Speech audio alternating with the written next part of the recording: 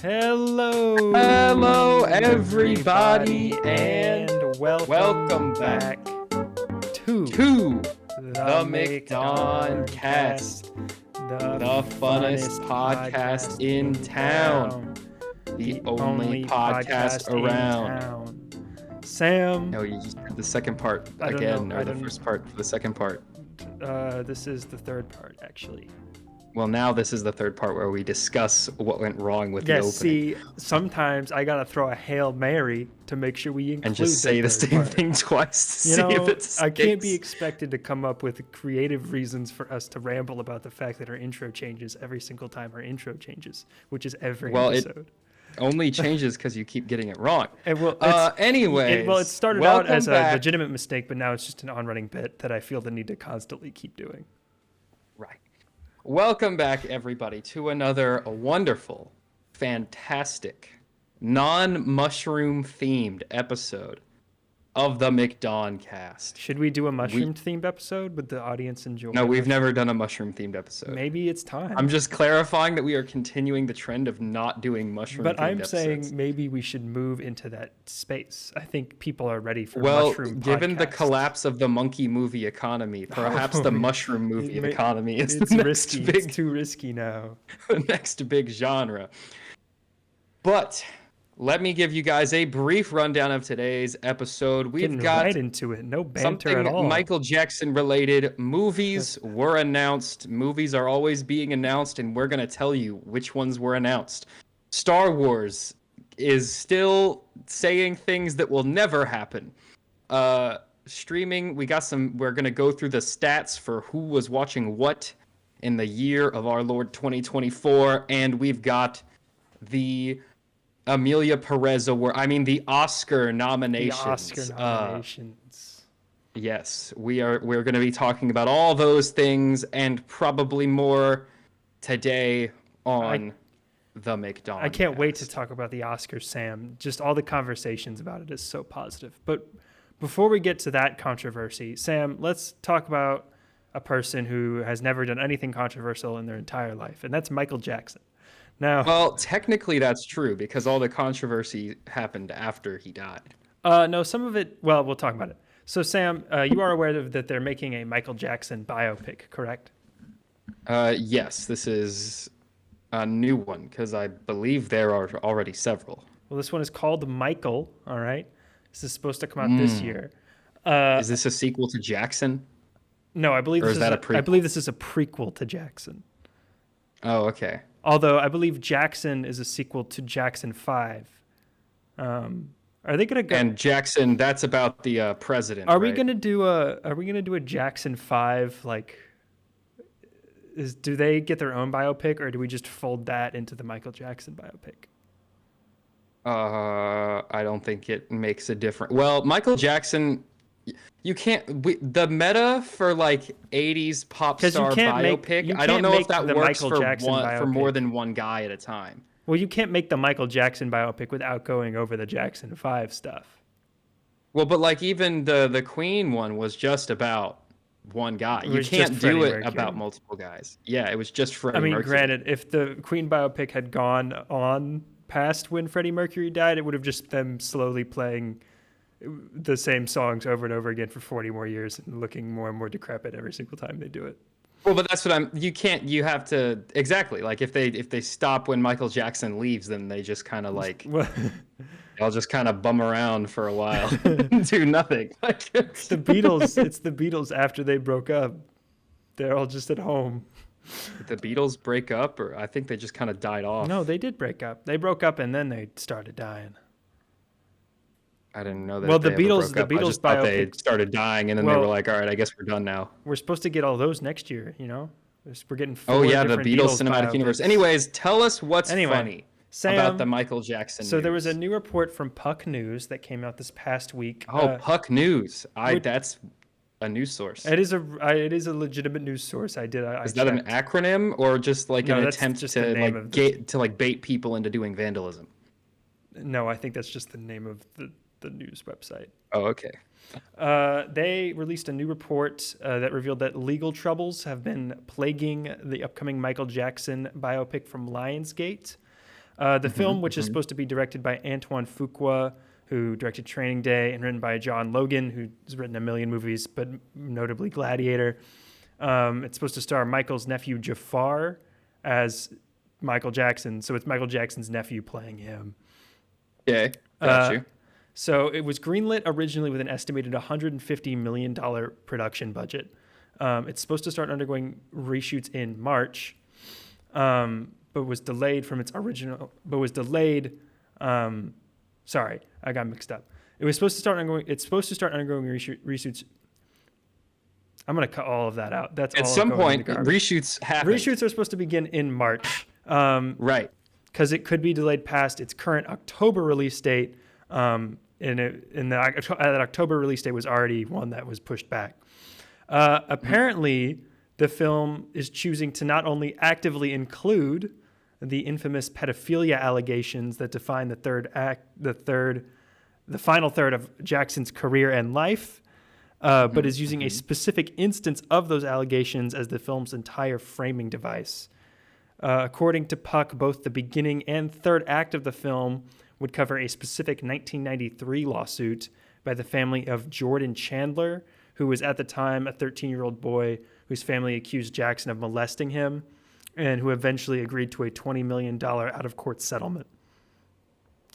It's less a biopic and more like a court drama? So it is a biopic, but the original script was going to open in 1993 with like him in the middle of being accused of this, and then end. Yeah, with his lawyer stands up and they go, "We are now hearing the opening arguments," and then the lawyer goes, "Michael Jackson did nothing wrong, he," and that's like how it starts.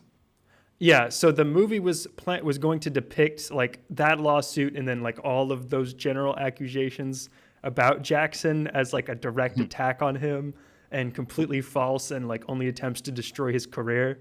Oh. Yeah, so interesting. The only problem though, Sam, is that when Michael Jackson settled with that family for $20 million in 1993, the Chandler family agreed that no dramatization of them or their stories would appear in any such film depiction. So they put it in the legal settlement originally that they could not be included in any film. And they chose to make a movie about the one part of his life that is explicitly banned from being legally prohibited from being made into a movie. They could have chosen literally any, even if they wanted to go with the pedophile route, you pick any of the other cases. There are many. Mm-hmm. Apparently, the deal was just overlooked by the Jackson estate, who was heavily involved in the production. So they got a copy of the script and then just forgot that was an agreement they made. They forgot. No one at the studio realized that was an issue until after they had completed principal photography. So they shot the whole movie? They shot the whole movie before they realized that they could legally not include the entire third act. Read the court case that the movie is based on? Apparently. Because I believe if they Apparently not. They would have realized that you can't make that movie. So Lionsgate was then forced to rush several rewrites of the script because that had now lost its entire framing device and third act. And they're, of course, having to include as much of the shot stuff as possible. On top of that, Universal, who is supposed to be handling the worldwide theatrical distribution, is like dead set on having the film release this year because their 2026 schedule is so jam-packed they don't have anywhere to fit it. So they're rushing to finish this movie, but by October of this year, they need to completely reshoot the entire first and third act because they are legally prohibited from including the entire story's framing device by law in the film. And again, I think I have the solution. They have already spent $150 million on the movie. Who's making this one again? Lionsgate is making it. Now, the Jackson estate has agreed to cover the reshoot costs. So this has got to be like the greatest puff piece of all time. Like the actual article that just came out? No, the movie. Oh, Like, no. if the Yeah. family's willing Well, to it's not his like family. It's just like the estate, if his well the estate, lawyers that if took all of the if his stuff. estate is willing to just like eat the cost of this whole movie, they are expecting this to be like a complete 180 in terms of his public perception. Well, I think they're trying. I don't want to say they're trying to get in front of it because it's been years. I mean, do you remember that Leaving Neverland documentary that was big when that it was a aired on long time HBO? ago. That was like 5 years ago now. Like this stuff is Yeah. out there. People have made up their mind. People already know. People know.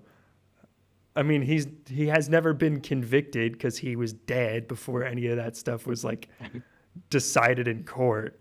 But I do like they're obvious.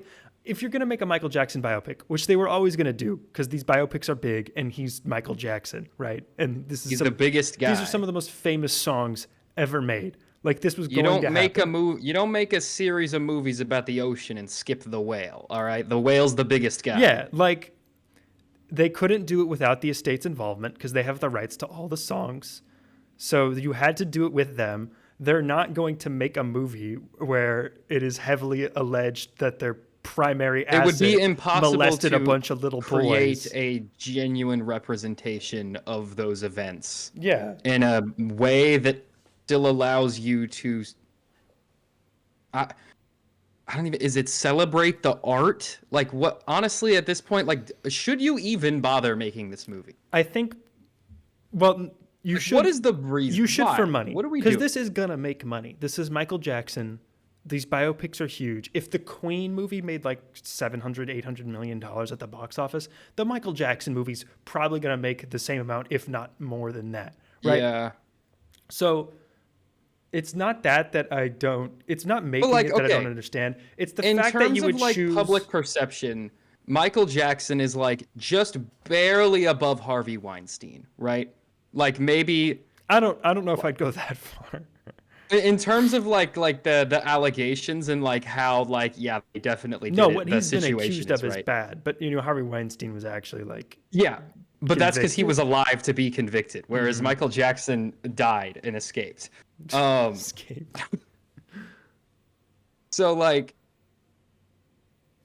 you would not make a movie being like, look how cool of a producer this guy was. Like, you know what I'm saying? Yeah. Like no one would ever make that. No one would So, make, like- the Harvey Or like no one Weinstein would make biopic. like a or what's it? Bill Cosby was he's free now, right? He was Yeah, he's just or am out I and thinking about. of- Yeah, Yeah. Cosby's So out. he's in the same boat, right? Where like he's technically he's like he's off scot Well, free, right? Technically speaking. not OJ.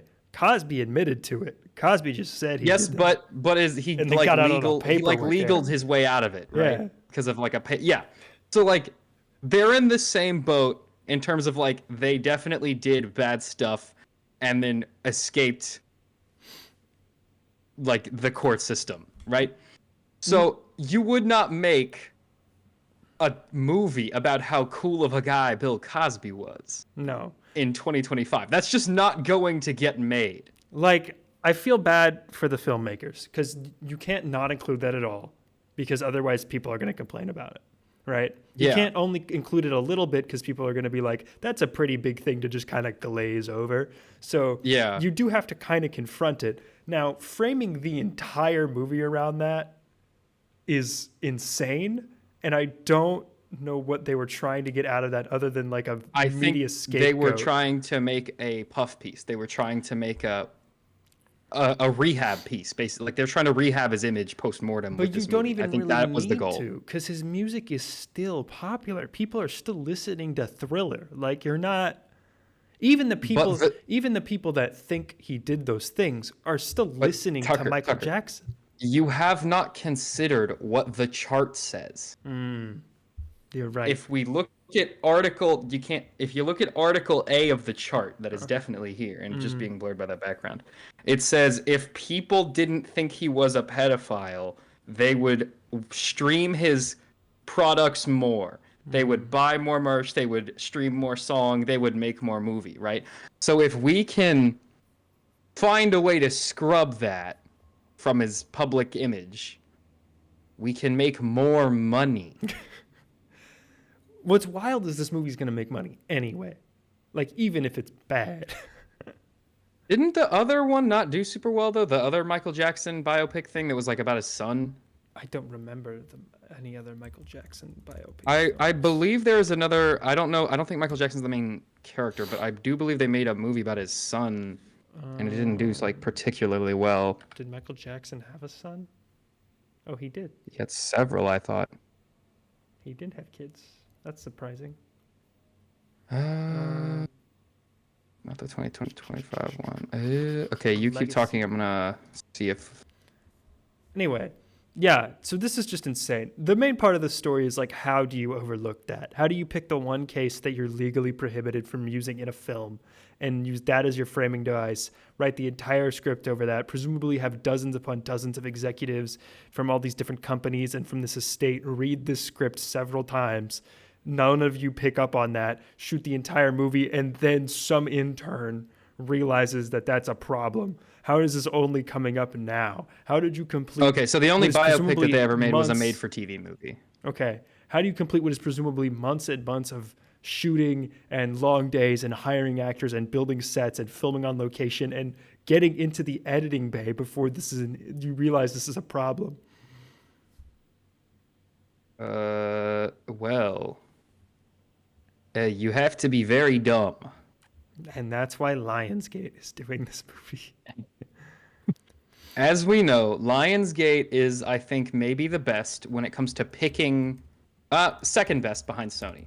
When it comes to picking projects to make movies about. Well, Lionsgate... I don't remember if you remember this news story from last year, but Lionsgate was the studio that was doing so poorly that they just straight up said they were going to start outsourcing their creative decisions to an AI. And they were going to start doing stuff depending on what the AI told them was a good idea. Yeah, so like I said, they're like the second best right behind Sony at like picking what things to make. Do you think the AI told them to make the Michael Jackson biopic and frame it around him being accused of molesting a child? No, I don't think it. I think an AI would have come up with a better idea. I think a human had to come up with that idea because an AI would be like, no, that's a horrible idea. The AI I think if you were to pull up ChatGPT right now and go, I'm thinking about making a movie about Michael Jackson, and I'm going to frame the entire movie about a pedophilia lawsuit that he settled outside of court, the AI would go, maybe don't. The AI was the one that told them to make Den of Thieves 2. That was probably the AI's decision. No, that was definitely also a human who did that. Yeah. All right. Anyway, All right. That's anyway, is that Jackson it for the news. Michael Jackson news? Yeah, you want to move on? You want to talk about some other movies? That is pretty goofy. But let's talk about some other movies, new and different movies to talk about. Yes, we got some fun I thought updates. Scream 6 already came out. Scream 6 is a movie that already came out. Then why does it? Oh, it's a Scary Movie. Scary 6. Movie 6 has That's not totally been different. made. So That's a different movie. It is. They're much worse. Scary Movies. Good. Scary Movie 6, the revival of the Scary Movie parody film series that... Are we also going to do superhero movie and disaster movie I don't think other movie? I don't think anyone on Earth has the patience for that whole trend to make a comeback. Have you considered what if we get Adam Sandler involved? Then I think we might as well just burn the rest of Hollywood to the ground. All right, what's going on with Scary Movie 6 has just been dated to release June 12th, 2026, so a little over a year away. The Wayans brothers are making a return to write and produce the film after writing the first two and starring in them. This is obviously the Scary Movies were always a parody of like horror movies that were big at the time. They began in the early 2000s. I think the first one came out in 2000, so it was mostly a parody of Scream and I Know What You Did Last Summer, which were like these big horror revivals that came out during the time. And then they ran themselves into the ground in the most disgusting and annoying way physically possible by the time they got to Scary Movie 5. And everyone was tired of it and no one wanted it anymore. but now we're nostalgic for anything that occurred more than a week ago. So we're bringing this back. Also, the Wayans brothers need money, so might as well do it. Cool. My That's question, nice. my question is like, what horror movies are we parodying now? The other parody movies. Like I'm guessing they're gonna parody Scream because Scream's back because they did they're doing 3 new Scream. Well, movies. that's the beautiful thing about this is you just parody the same movies that you were parodying before. See, that's because that's what I'm all of the getting at, horror movies because they're all are still just the same. Yeah, they're all just reboots Every of the horror ones that we franchise already that had. was going in the early 2000s is still going. Scream is on its 11th entry. Like, Yeah, like we're good. This What is are you- like what are we're you solid. parodying? This is the time to bring it back because everything else is already back. are we going to be parodying like Nosferatu? Like, how are you going to do that as scary? Well, no, movie? you can't really do that because that movie is. I think if you were to parody it, you would just make a bad vampire movie, and then that's like all of the vampire movies. And I think one of these like parody movies was a Twilight riff. Yeah, it was. They made a movie called Vampires Suck. That was like a Twilight parody. Yep, that makes sense. That falls in line with everything I else wish they parody make. movies were better. I do wish they'd bring them back, but I wish they weren't awful. I don't know how to do. It's kind of hard to do parody movies, like straight up parody movies, in a way that isn't just draining, because like the bit gets old like pretty quick. Well, they were really big in the 80s. Like you right? can do satire, Well, kind of they- like The Boys, that kind of thing, where like Yeah. it's like a different, like you're actually offering commentary on the genre. That I think can sustain like a revival of a franchise. But just a straight up parody movie where you're just like, oh look, it's The Thing, but we're laughing at it. That's like, all right, cool. I too have seen a Nostalgia Critic video. Like that's awesome. Yeah, well, they were obviously a really big thing in the 80s because you had like Mel Brooks and the Zucker brothers. You had like Airplane, Police Squad, Naked Gun, Spaceballs, stuff like that. And then Yeah. they went away in the 90s, and then these brought them back, the scary movie, epic movie, disaster movie stuff. And then they went away again. And I think the main reason they went away is because YouTube became a thing. So I think it's if a you wanted- combination of like internet culture kind of taking Like, it took over that the spot. parody space. And also culture And is so... they were just very low effort movies. Like Airplane is a much higher effort movie. Like than they any put- of the blank movie series. Yeah, like it's a comedy in its own right. Like outside of it's just a parody of some other stuff. Like it is a fun. Even if you hadn't seen the stuff it's parodying, Like it's still a funny It still movie. works and is funny. Exactly. Whereas if you haven't seen Scream, I don't know that watching Scary Movie would necessarily be as fun.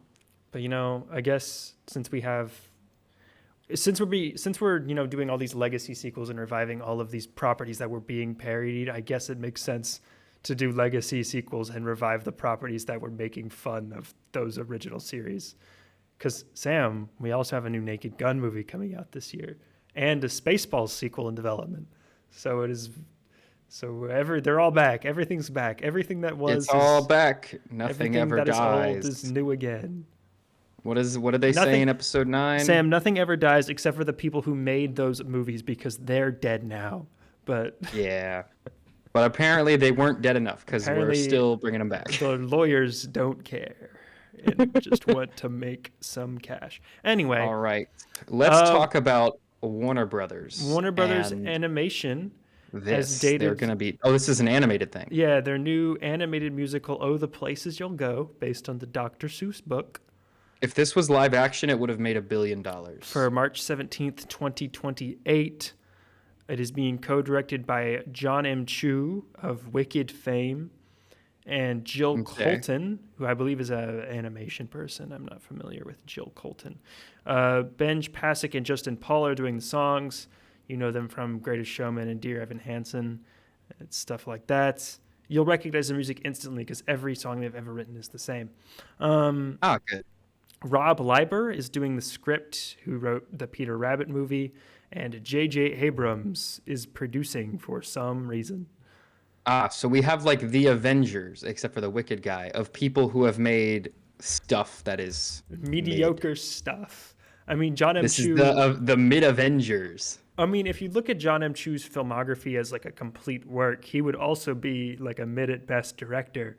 Because if you look at his stuff like before 2018, want me to read you this guy's filmography? I'm gonna pull it up real quick. You Go got ahead and s- read some off for You the got people listening. Step Up to the Streets, Step Up 3D, G.I. Joe Retaliation, Gem in the Holograms. Wait a minute. Hang on. Hold up. When did China Rich Girlfriend come out? What? Crazy Rich Asians. No. China Rich Girlfriend. Different movie that he also made. What Or are at least it's listed under his movies on Google. Huh? Yeah. China Rich Girlfriend is a novel? Is that like a mistranslation of Crazy Rich Oh, Asians? it Like, is. what is this? Okay, that is the book sequel to the book Crazy Rich Asians. Ah, okay. So that must Because be that's listed under his movies. okay. That must have been announced that he was supposed to do a sequel to that at some point, but I'm guessing that's not happening. At least not anytime soon. Yeah, because he's also supposed to do a Joseph and the Amazing Technicolor Dreamcoat movie Oh, that might be fun. and a Play-Doh movie, and he's supposed to direct the Britney Spears biopic. This man. Anyway, but back to his busy. film. We have Yeah, so you got In the Gem and the Heights. Holograms. Now You See Me Too. I'm gonna read all the ones that are just aggressively mediocre. Okay. Gem and the Holograms. Yep. G.I. Joe Retaliation. Mm-hmm. 2 different Justin Bieber documentaries. He really likes Justin Bieber. A Ken Jeong comedy special. Yes, a Ken Jeong comedy special for Netflix. I don't know how he. Do those have directors? I don't know how that works. Comedy specials do have directors. That is true. Interesting. Super Cop 2. A 3rd Justin Bieber documentary. Oh, a 4th Justin Bieber Wikipedia documentary. only says he made 2 Justin Bieber documentaries. There's Justin Bieber, The New Me, I don't Justin see that Bieber, Rise to Fame, Justin Bieber's Believe, and Justin Bieber, Never Say Never. Wikipedia only says he did Never Say Never and Believe. So The New Me might be... Okay, this one's not rated. This one, I don't know if this is released. Oh, it's on Tubi. Maybe that's why. Maybe it's one's not seen real. It. Yeah. Oh, and don't forget, who could forget the 2007 hit Disney's The Secret of the Magic Gourd? So this guy only makes straight gas. All gas, no brakes. He only makes bangers. He did make Okay, Wicked, but for real, this though. guy this is like, he is the king of like stuff that like you kind of remember. No, In the Heights is good. Oh, and Super Cop 2. He did Super Cop as well. In the Heights Not is as well, but like he did Super Cop 2, the movie that is the sequel to Super Cop. I think In the Heights is better than Wicked. I think that is crazy. I That is a think crazy that's take. crazy. That is a delusional I think take. I'm Actually, right for that one. that is a crazy, insane take. That's not insane. Anyway, Sam. In the Heights is like a movie I barely remember. Wicked is a movie I enjoyed watching. But you only remember Wicked because it came out 2 months ago. No, there were there were scenes in Wicked that I'm going to remember and like that I know are like really cool and that I enjoyed seeing. I remember In the Heights, it's like scene. there's that scene where they bust up the fire hydrant, and that's the only scene I remember. I liked In the Heights. Oh, and the scene where they have like a weird line delivery for like the Dominica Rican bit. You just remember like, that towards because the middle people of were the movie. complaining about it on Twitter. No one was complaining about it. I was complaining about Were it you because the only I one? thought the line was off. Yeah, that was COVID times. Who remembers anything? Anyway, I specifically remember when we reviewed it, I was like, that line delivery was off, They're and it doing- ruined the joke. they're doing more of these. Warner Brothers is heavily invested in Dr. Seuss stuff because they've got a Cat in the Hat movie coming out next year, and then they have Thing 1 and Thing 2 spin-off movie in the works, and then they have this. So Oh, you interested? Those are not characters. You interested in the Dr. Give Seuss me cinematic one universe? trait that is not a physical trait for Thing 1 or Thing 2. Well, one of them has a big 1 on their chest, and the other one has a big 2. No, that's a physical trait. Give me one other trait. What does Thing 1 enjoy? Crazy, wacky adventures. He doesn't go on crazy. He just like cleans up. He just messes up a house. He That's enjoys not. following around Cat in the Hat. Does he follow? And he wasn't even following around. He was in a cage. Like Cat in the Hat like dragged him around in a cage. He enjoyed being in a cage. Well, do we know? Well, no, because he escaped as soon as they. Okay, so we know he rapidly exits cages. We know that. Of course. How do you? Okay, but if they had made this live action, this would have made like $800 million easy. You couldn't make this live action though. Yeah, you could. It would be like a the Alice in Wonderland movies with The ones that are famously like awful and people hate. Yeah. But like that art Yes. style, that's like what it would look like. Why would anyone want that? I'm not saying anyone wants it. I'm saying it would make a lot of money. I don't even think it would. I think it would. I think if you had the budget of those movies and you did this and you made it live action, then you could make a $800 million slammer. I'm trying to look at see if And you just frame it as like a mother like telling her daughter that like, oh, you're gonna go far, kid, and then you're good. 800 million easy. All right. Sam, Resident Evil is coming back Oh baby. And what is being called the first major studio bidding war of the year. Studios like Netflix and Warner Brothers are currently elbowing each other out for the rights to a film reboot of the Resident Evil film series, which is That's so cool, competing to see who can lose money the fastest. That's actually so funny. Obviously based on the video game series. The reason they all want this is that Barbarian's writer-director Zach Kreger has agreed to co-write and direct this new adaptation. The original film rights holder, Constantine Film, has currently lined up with PlayStation Pictures to produce the feature, which will be co-written by Shay Hatton of Army of the Dead and Rebel Moon fame. Yeah, it's cooked. It's cooked. It's so unbelievably cooked. They're saying this is going to bring the franchise back solid director. Yeah. He's a great director. Mm-hmm. But you can't direct your way out of how cooked this is. Like, you could have the best actors in the world and the best director in the world, but this script is gonna be garbage, and all the other ones are it's gonna be rough to turn this barge into a luxury cruise line. You know, I don't know if you can do that Renault job. They're saying they're going to bring it back to the horror roots. It's going to be more like the first game. Now, Zach Kreger, Barbarian's great. I've heard only good things about Barbarian. Barbarian is a great movie. But I have heard only bad things about everything that writer has I'm not really written, concerned about it because he also wrote Barbarian. Zach Kreger also wrote Barbarian. So if he's co-writing this, he's directing it. I'm not really concerned. My guess is Shay Hatton is there just to like press enter on the keyboard, right? Like, you don't really give him any creative control, right? You don't give the Rebel Moon guy any creative control.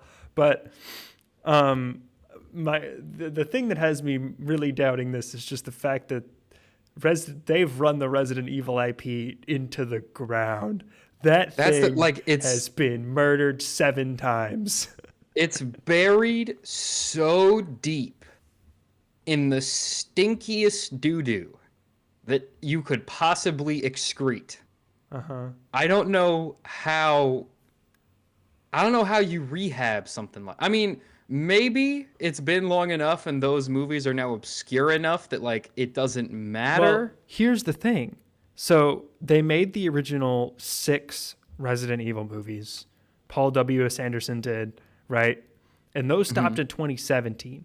And then you probably don't even remember this, but in 2021, so only merely 4 years ago, they rebooted it again. They made Resident Evil Welcome to Raccoon City, which was basically just Resident do remember. Evil 2. Didn't that go direct to streaming, though? It was in theaters, and it tanked, and they put it on digital in like a week, and it lost money.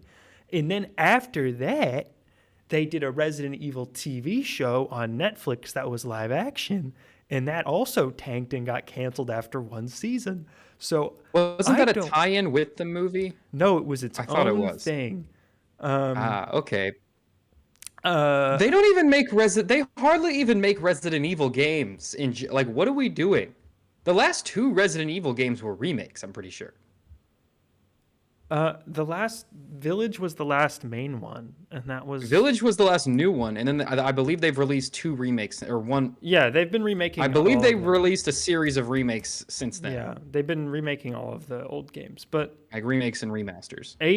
So Village was the last one, and that was 2021. So that was 4 years ago. Yeah. But I think people are expecting to announce a new one this year.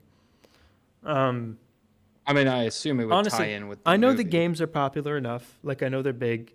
There is clearly zero interest in this IP outside of the games, right? At this Not point. anymore. I think I mean, think they there made, was at they some made point. 6 movies originally, so someone cared. That's what I'm saying. Like, I think there was, but like, I think now it's dead. Like, you killed it. Congrats, you murdered him. He's dead. Resident Evil: The Final Chapter, which was the final in the original movie series, made $312 million off a $40 million budget. So well, okay, I count that is Monster what Hunter they're as chasing. I count the Monster Hunter movie as one of the Resident Evil movies. What Monster Hunter movie, Sam? I don't even know what you're talking about. I don't remember seeing that. I don't remember seeing it in theaters. I don't remember. Yeah, that I count that as a Resident Evil movie I don't because remember it is the one the other exact guy. same, and it's all the creative people are the same, so it counts. Well, that movie made $47 million off a $60 million budget. So sad that they only had a $60 million budget and they still lost. Like movie budget wise, like that's not crazy these days, and they Paul still W.S. managed to tank it. How the mighty have fallen from already being in not a very high place. How the mediocre have gotten worse. Yes. Does anyone who is clamoring for more Resident Evil stuff really? Can we be done? Can we be done with this IP, or at least be done for like 10 years and then try this again? Why do we try this every 2 years? I think Resident Evil has to like boil in the pot of cinema forever.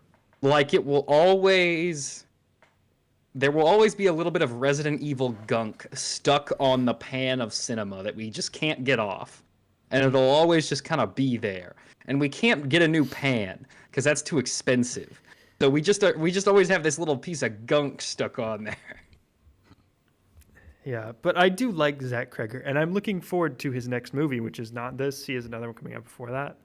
But what if that movie is like not great though? Then I will be really dreading this Resident Evil. Because Barbarian is, I think, has he done any other movies? No, that was his directorial debut. That was the first thing he wrote. Yeah, so like, you think maybe if he has one banger situation, and then yeah, I'm worried he might because I don't think if you were, no offense, I don't think if you were a smart guy that you would you would pick this crew unless he's a really big fan of the games. That's the only reason I would think he would choose to do this. Yeah, but I guess the metaphor that I think works best is like, no matter how good the captain of the ship is, if the ship is barely functioning and the rest of the crew is awful, it doesn't really matter how good the captain is, because like the ship is gonna sink. Yeah. I don't know. see. Maybe he'll pull a miracle, but The other thing is he's got a lot working against him here. The last one was just the games, right? It was basically just Resident Evil 2, the movie, and it tanked. So even if you get closer to the games, I don't think that's gonna help at all. I think those games are just too niche for like a mass I think market. that the way that those games create fear in the player does not necessarily translate super well to a movie. Because a lot of the fear of Resident Evil comes from the slow burn, Wandering anticipation, through a dark hallway. Yeah. and the management of extremely limited resources. Mm-hmm. And you can't really have either of those things happen. I mean, you can have the characters go through those things, but from an audience perspective, you're going to be like, why didn't they just bring more ammo? why is see, that's nothing the thing, happening is for an hour in this movie? the Like, movies I tend don't to know if just that turn into translates super like well. dumb action zombie stuff. Yeah, and that's what happened is they became like the dumbest version of themselves, where it was just generic action schlock. We shoot zombie and there's an evil company who makes zombie or something, Yeah. which is just like not that's not Resident Evil anymore. That's some other dumber thing. Anyway, Sam, do you want good horror news? Give us some good horror We got news. double Robert Eggers news. We got 2 Eggers news, Sam. Oh, that's 2 more eggs than I 2 needed. more eggs than you would ever think possible. So Robert Eggers, who just is hot off of Nosferatu, right? Big movie, big hit, everyone loves.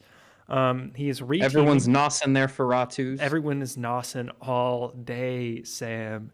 People walk around, they're just like, dude, I love nosing my Ferratu. And I'm like, I get it 100%. They keep saying that, and I keep going, gross. And then I but go, they keep saying it anyway. And then I go, do I have a brain tumor? What's happening to me? Anyway, so he is reteaming with Focus Features for his next film, which is called Werewolf, spelled Werwulf. Yeah, so that has roots in, I believe it's German, either German or Proto-Germanic, is where that literally translates to man-wolf. Yes. It's supposed to come out December 25th. Specifically male. Yeah, December 25th, 2026, so next Christmas. It's the same release date Nosferatu just got. The film is set in 13th century England with dialogue true to the period, with annotations and translations for those unfamiliar with Old English. Apparently, this was going to be shot in black and white as well, but he chose not to. He changed his mind on that. Sam, we just got Wolfman. It just came out. Not amazing. This sounds cooler. Reception. I like this better. He saw that movie and just thought, I could probably do that, but good. And so, yeah, this sounds cooler. Like, immediately, I'll go see this. I don't care at all about Wolfman. Do you think he could do it again? Do you think he can recapture the Nosferatu magic? Yeah, I think he can. I do too. I think this will be sick. I'm down. Say, I want to watch this. Werewolf, I talked about this in my Wolfman review, but the werewolf like lore or story is just inherently less interesting than Dracula. So yeah, because there's less of a character to it. But werewolf is more of a concept. It's like a zombie. Like there's no set one main guy. But I also talked about this in my review. One of my problems with that movie was that because they were trying to make it so grounded, they lost all like the kind of strange werewolf lore, which is what kind of gives that whole thing its personality. Yeah, because like werewolf lore makes no sense at all. Like, why are they allergic to silver? Like, why do they only turn into wolves sometimes? But yeah, but that's what gives it its mystique. That's what makes it cool. That's what gives it its personality. So I do think he would lean into that, especially with this setting of 13th century England, and he's known for his authentic depictions of time periods. I do think he would be able to lean into that mythology without making it goofy, like we saw with Nosferatu. Like Nosferatu is leaned all the way very heavily into vampire into lore. Vampire lore, but it still works. Can't cross the water. Got to be invited into a place. Like all the lore was there, and he was still an extremely scary figure. He even looked goofy. Well, and he was still an extremely daunting figure because his setting was so grounded and real. Exactly. Yeah. The fantastical elements worked. So I do think this is perfect. This is the ideal situation to make the werewolf movie work. Yeah, because if you demystify werewolves too much, then you just end up with rabies guy. Yeah, rabies guy is never as cool as it's like if you demystify vampires too much, you end up with Cannibal Man. Mm-hmm.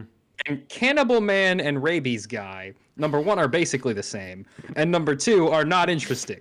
That's not fun for me. Cannibal Man and Rabies Guy. This sounds like a really good team up comic book. Yeah. I would write Cannibal Man and okay. Anyway. Okay, so that might work as like a kooky superhero parody. No, that would comic. be like a 30-page one shot. You could not do that for an but it's not going to work as a movie franchise. No, the only thing I will say is I do think Nosferatu better suit the Christmas release date. I don't know if Christmas is the best fit for a werewolf movie.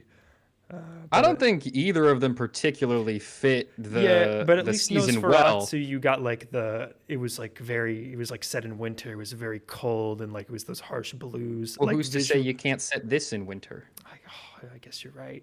Werewolf running around in the snow, Sam. Plus, it's kind of cool to have the like, oh, there's all these Christmas movies out, and then we have one really One scary. spooky. Let me see what other movies. Let me see what this is going up against for next Christmas.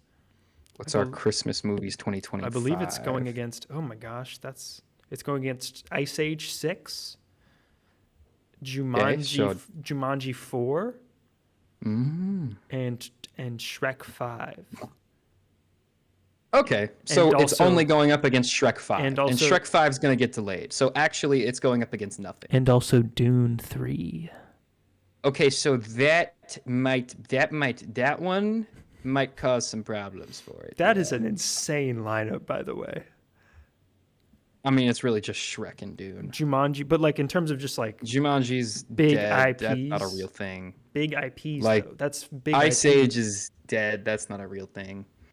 And a month before, there's a new Hunger Games and the Narnia movies are supposed to start. Yeah, so those will still be playing. Yeah.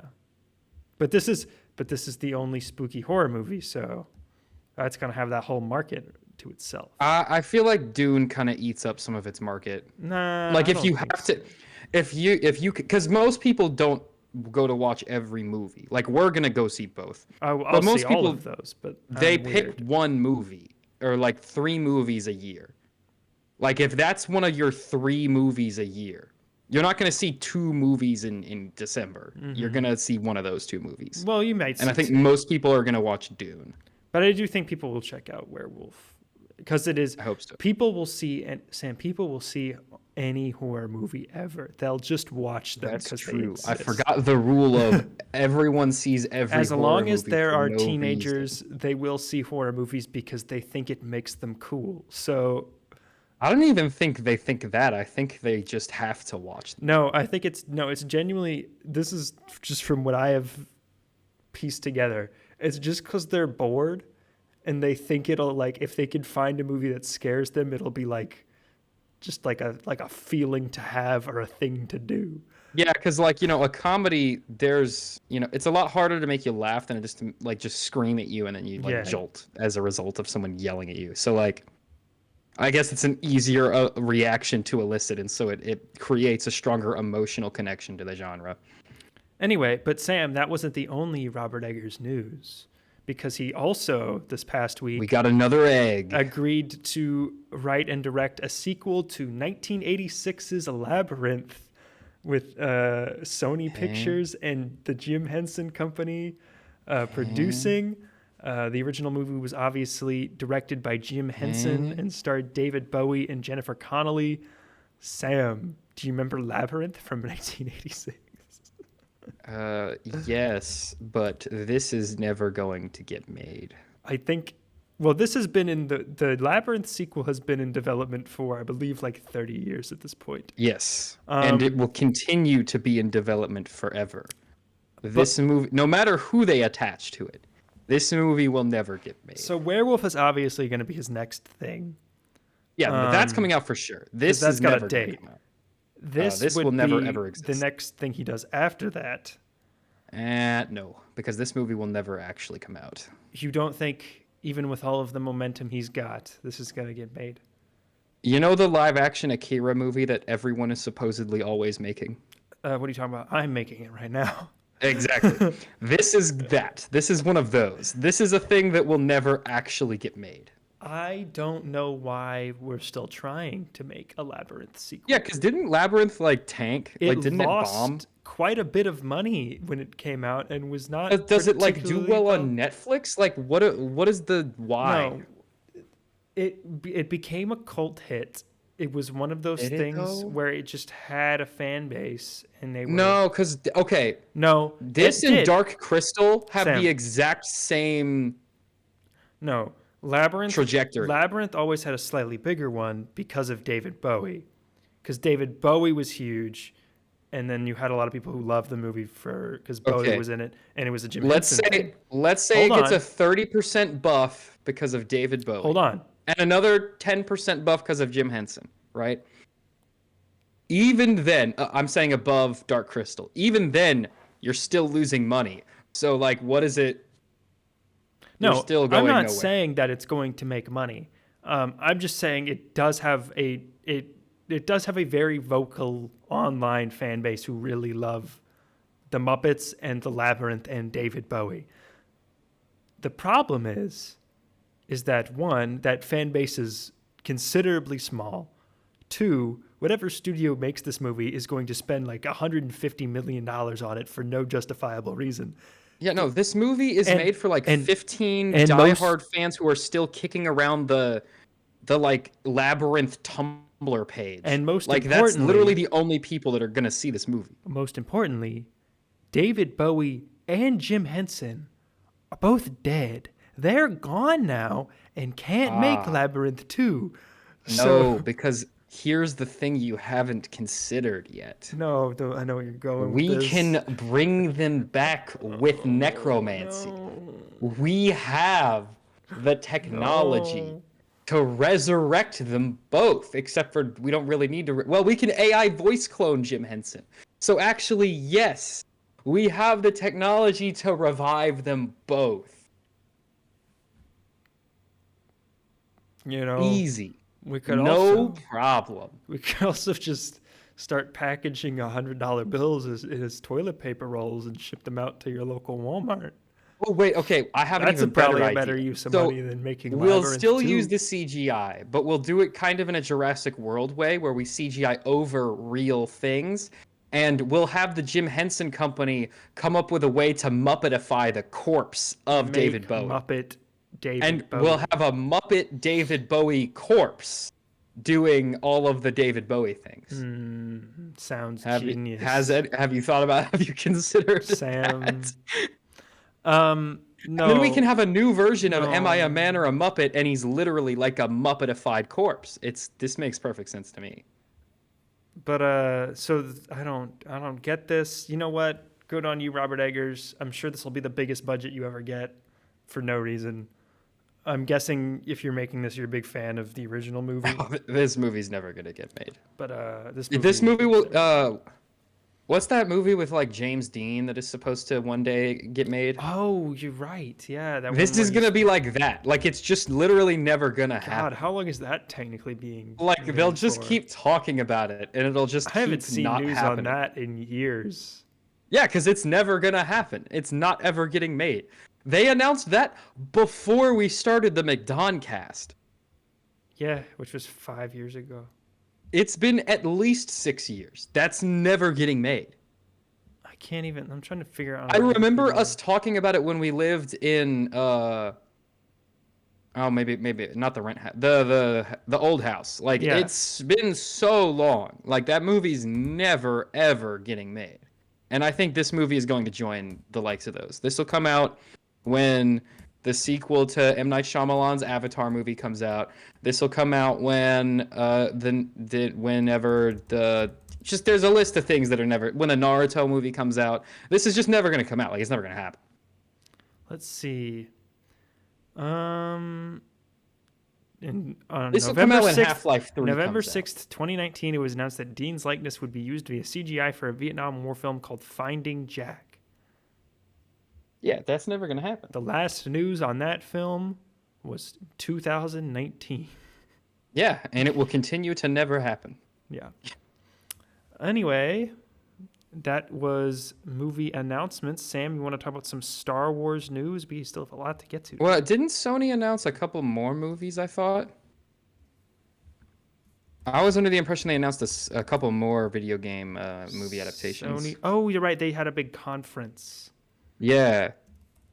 Yeah, they announced Helldivers 2 movie. Oh, yeah. So okay, it's not a Helldivers 2 movie. I know that's a common misconception. It's actually a reboot of Starship Troopers. Well, Sam, they put a big logo on the screen and it said Helldivers 2, and then the guy said, "Oh, well, that's because they're confused because they forgot that movie already got made." Sony doesn't watch movies; they wouldn't know that. They forgot. They forgot. Yeah, there's a bunch of stuff in the works for Sony. I mean, they're doing I think some of these we already knew about. I do think Helldivers was I think that was new because that game just blew up so recently. But I think they're doing a Horizon movie. I think we already knew about that. Gravity Until Rush. Dawn. Until Dawn. Yeah, we talked about that last week. Yeah. Days Gone. I think we already knew about that. And then everything else. Horizon Zero Dawn and Ghost of Tsushima. Yeah, Tsushima's getting an animated series or an anime series on Crunchyroll. But yeah, Sony making big moves to more. Helldivers movie could be fun. It would. It'll just be Starship Troopers. But yeah, sure. That's but fine. that movie's fine. So I like Starship Troopers well enough. Do another one. Why not? Horizon. I don't know. I feel like that would be. I think that movie would look super cool. Even if it's not great, I think visually it would be sick. I played Horizon Zero Dawn for 2 hours. After pressing triangle to pick up a stick for the 858th time, I was like, I can't do this. I don't want to do this. I don't have time. And I put it on my shelf and I haven't touched it in years. I think it could make a good movie. Like, it's a very cinematic game. No, it definitely. I think the setting visually is really cool. Now, you're gonna have to spend crazy money on it. It will have a $280 million budget if you want it to look the way it should. I think it will get a $180 million budget, and I think it will look pretty good. But I think this could be cool. I would be down for Horizon movie. I don't really care so much for the games, and I don't know why Sony is so willing to dedicate infinite resources to the creation of Horizon media. We have the Horizon game, the sequel to the Horizon game, the VR Horizon game, the Lego Horizon game, and they're making another Horizon game, and they're making this Horizon movie. So that's a lot of Horizon, and the franchise started in 2017, I believe. I think that's when the first one came out. So, like, this is not even a very, like, this is not like a legacy franchise for them. It's a fairly new kid on the block. But yeah, what do you look like you're very concerned. I was trying to figure out if Horizon 2 sold more than Horizon 1, but I don't think it did. So this is not a franchise on the up. Well, so the first Horizon game came out the same week as Breath of the Wild, and so people kind of forgot about it, or the week before. And then Horizon Forbidden West came out the week before Tears of the Kingdom. So once again, just kind of forgotten. It came out right before Elden Ring. That's right. Yeah. Either way, people forgot about it right away. So it's just I don't know why Sony is so dedicated to this franchise, because it's like a Wheel of Time thing for me, I guess, where it's like it makes all the money, and I never hear anyone ever talking about it ever. I don't know. Maybe it'll be a big hit. Sam, you know what won't be a big hit? Is more Star Wars. Oh, yeah. Sam, Star Wars news time. Ryan Gosling, Ken himself, is in talks to join Shawn Levy's Star Wars movie. The movie is now being fast-tracked and is probably going to be Levy's next project. It started development back in 2022. The script is currently being worked on by Jonathan Tropper, who did The Adam Project, also with Levy at Netflix. Levy's next movie was going to be his boy band comedy with Ryan Reynolds and Hugh Jackman, but this is probably going to be priority now. It is on track to be the next Star Wars movie to enter production. The Hollywood Reporter is saying it is going to be a standalone feature, unconnected to the Skywalker saga. Sam, Ryan Gosling in Star Wars, what do we think? What do we want? Is this a thing anyone cares about? This has potential to be the most forgettable entry in all of Star Wars. Sam, now, if it makes you feel better, the Star Wars is Too Woke crowd is excited because this is a team of all white male creative talent. So it is getting them hyped. Is it anti-woke? It is anti-woke if it has Ryan Gosling in it because he is white and a man. No, because Barbie was the most woke. That was the until most it came woke. out and everyone liked it, and then for some reason all of a sudden it was less woke.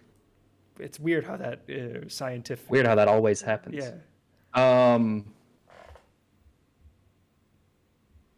What do we think? We think he's honestly, playing I a don't know if jittery- Ryan Gosling is enough to. It's weird that a Star Wars movie is starring an already famous person. Yeah, that doesn't really ever happen. No, I think I think this is the first time that that's happened. pretty much. I mean, there have been like Solo had like Woody. Wait, no, Harrelson. the prequels. Wait, no, the prequels had lots of famous. Oh, I guess they had like, but not in the starring role. Like that had Samuel L. Jackson was in the No, movie. I'm saying, but he was like a supporting character. Qui-Gon Jinn. I guess Liam it was Neeson was famous. I guess Liam Neeson is probably the biggest example. Yeah. And guess that's probably the first what's the girl? Natalie Padme. Portman. Yeah, I mean, Natalie Portman was famous. She was in not mega Leon. famous, She but was she in was Leon the famous. Professional, but yeah, I guess she was. But I think Liam Neeson was probably the biggest name Yeah, to star in a Star Wars movie. but he's not quite as big as Ryan Gosling. He's like right. I'd say he's like Well, right under it Here's the thing in about terms of like Gosling. popularity. Gosling is a good actor who has a lot of range, who's been in many amazing films. But he's also been in a lot of Rarely, not so cool. rarely do his movies make any money at all. True. However, I mean, you would think Well, Barbie made $1 million. Barbie made $1 billion kajillion dollars, but The Fall Guy just lost $1 million kajillion dollars. So But Fall Guy doesn't count. I like that one. So Well, it doesn't and here, count. okay, so here's the big difference. Here's why I think it is more similar to Barbie than it is to Fall Guy. Because Barbie is a thing people know. I would say maybe, perhaps Star Wars might be the only thing people know more than Barbie. And when you combine, Other than Hamburger. other than Hamburger, of course, but when you combine Ryan Gosling with thing people know, Of course. that's when that's where the winning money formula. is. Do we think he's playing like a Jedhu, or do we think he's playing a Han Solo's type characters? I think he's better suited for a Han Solo type character. You would think, but there's also too many Han Solo type characters. But that's what I'm thinking. But there's and we also got the too Jude many- Law one too. but there's and also he was too also many- a Han Solo-y guy. There's also but like too many evil Jedis. Han Solo. So I would prefer. And when does option this take C. place? When does it? Do we know? No idea. Hang We on. know Let's nothing. do some research. We know nothing about this movie other than that Shawn Levy is directing, Jonathan Schuper is writing, and Ryan Gosling is inning. Okay, but I want to see if maybe they like said like it will like because sometimes they randomly just say like it'll take place here. Star for, Wars like, no Celebration reason. is in April, so maybe we'll get info at that. I don't know. And All by right, info, I Screen mean, like, Rant. they'll Do put you it on have a anything timeline. for me here? Don't check Screen Rant. Okay. Yeah, I know that. Plot-wise, we know nothing. I know that. Okay, we know that. Okay. It won't be in the... Okay. All right, so, okay. If it's not beholden to the Skywalker saga, he says he doesn't want to beholden to the well-chronicled events of the Skywalker saga. So that makes me think he doesn't want it to take place in that time period. But you forget that Star Wars media is all supposed to be set 5 years after Return of the Jedi. So Or 5 years after. that's what I just said. Right. Okay. So whether or not he plays a Jedi character, honestly, I think it depends entirely on when the movie takes place. If it takes place after Episode 6, no, because that doesn't make any sense. Here's what I'm. There's no way a guy that young would be a Jedi character. That doesn't make any Ryan sense. Gosling. Yeah, He's 45.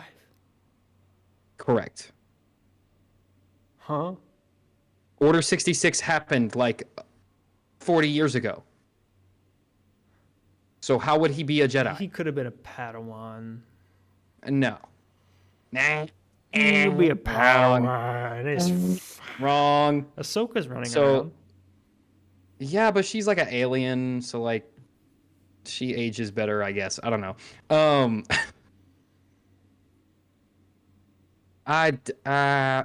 No. My main thing is that I think we're stretching the limit of Order 66 survivors here. I think we need to you want to go on a stop doing rant? that. Are you going on a rant?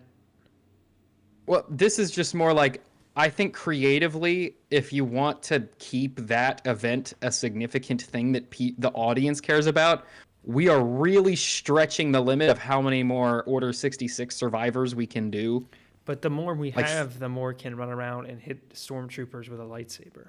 Because according to all Star Wars media that they have released so far, they have said that there were roughly 100 survivors of Order 66. Now, I did the math the other day when they announced that Kylo Ren would be hunting Order 66 survivors. Okay, just to clarify for that news story in particular, the writer of that comic went on Twitter and he was like, he's only hunting one.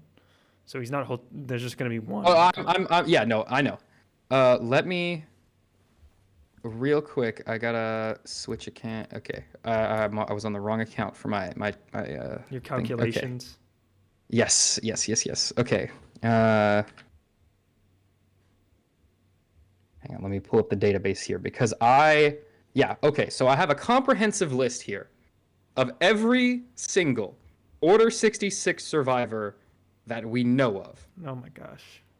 So we have Obi-Wan Kenobi. Oh, you're going to read them? This. I thought you were just going to tell me that. Yoda, number. we know this. Ahsoka, yes. Cal Kestis, Yep. sort of counts. Yes, does count. Sure, we'll take it. Kanan Jarrus. Counts. Sure. Quinlan Voss. We know he's alive because they mention him running the Underground Railroad in the Obi-Wan show. Right. So we know that he at least survived Order 66. Now, whether he is still alive at this point is canonically nebulous because he has like 3 different canon deaths. So No, I don't know, think maybe he's still alive. And in the canon Ventress novel, he dies. So, but also that's a book, so that means it doesn't count at all. does he die or does she die? Because she's also in No, the he Bad dies. Batch. Quinlan episode. Voss dies. Okay. Yeah, Quinlan Voss dies in that book. You can keep reading and I'll look this up. Grogu Correct. sort of counts. Jocasta knew we know she survived and then she was killed by Vader. Who was that? Jocasta knew, the librarian. Is that in a From the comic Jedi book Archives. or something? She's in she's in all the prequel stuff. She's the one I know, who I know. Obi-Wan When Kenobi, does she have die this. in like a comic book or something? Yeah. Darth Vader hunts her down in the comic book. She was trying to use the list of younglings to rebuild the Jedi Order, and she got found out, and they killed her. Okay. Kalchen Durak, who is like a character from one of the books. I don't know who that is. I thought you had a stroke just then. And then Oppo Rancis, which same situation. He was like mentioned once in like a comic book. No comment on Oppo Rancis. And then these are the ones that we know survived, but then fell to the dark side. We have Balin Skull. Wait, was that their whole list? Of Jedi who stayed Jedi who survived Order 66, yes. That survived Order 66, not Jedi that are alive. What about that one? What about that one from Obi-Wan Kenobi? He was fake, remember? No, there was the other one that got hung. He died. Okay, so were you counting that as an Order 66 death? I mean, I guess when I was making this list, I was like, he's dead. I guess it doesn't count. But yeah, I mean, I guess we did have some that died also. But okay, whatever. Yeah, that guy as well.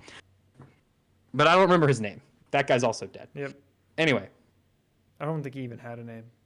Yeah, that's why I was like, who cares about that guy? Balin Skull survived and then became evil.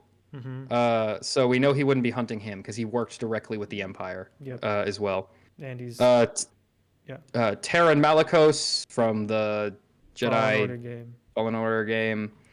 F. Koff, who also he's one of them ones with the horns. Did you include Sarah Junda from Fallen Order? No, because I think that she might be on the. Because she didn't turn evil. Because she's not a Jedi anymore. But she like stopped for a minute, but then she went back to it. Also, her master survives too. He's in the second game. Yeah, I don't know. I didn't. Maybe not. I don't remember. This list is filled with holes.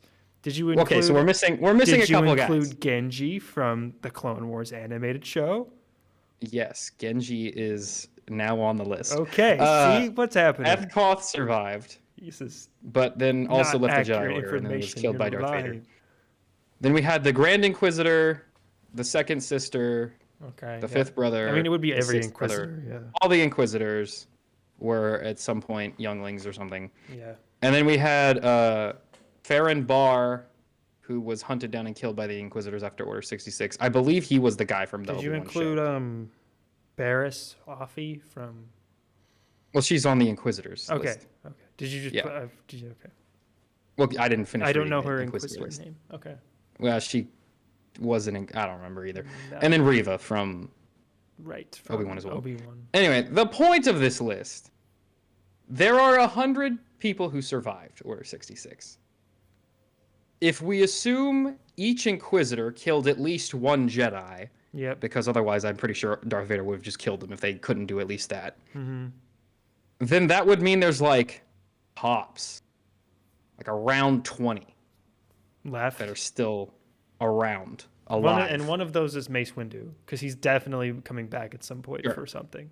Now let's assume like 5 of those die from old age, because Yep. again, this was like 40 years. By the time we're in episode 7, this is almost 60 years ago. Yeah.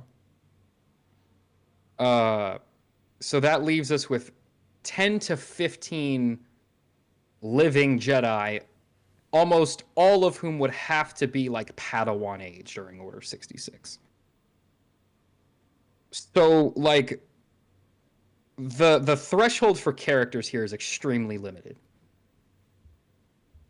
Well, maybe this will be the last new one. Maybe this will be it. Maybe they'll finally be done after this comic book.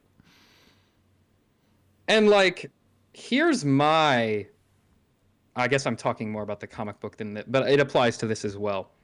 There is a whole other order of Jedi that got formed and then mysteriously disappeared with basically no explanation other than Kylo Ren hunted them down with some Oh, are you random talking goons. about the Jedi from Luke's temple? Yeah. Yeah. There is a whole class of Jedi who are official Jedi, because Luke is an official Jedi, and that's how it works. Yep. In made up Star Wars land. That That's how would it be, works. at the very youngest, like the youngest among them would be around Kylo Ren's age, because he was a youngling.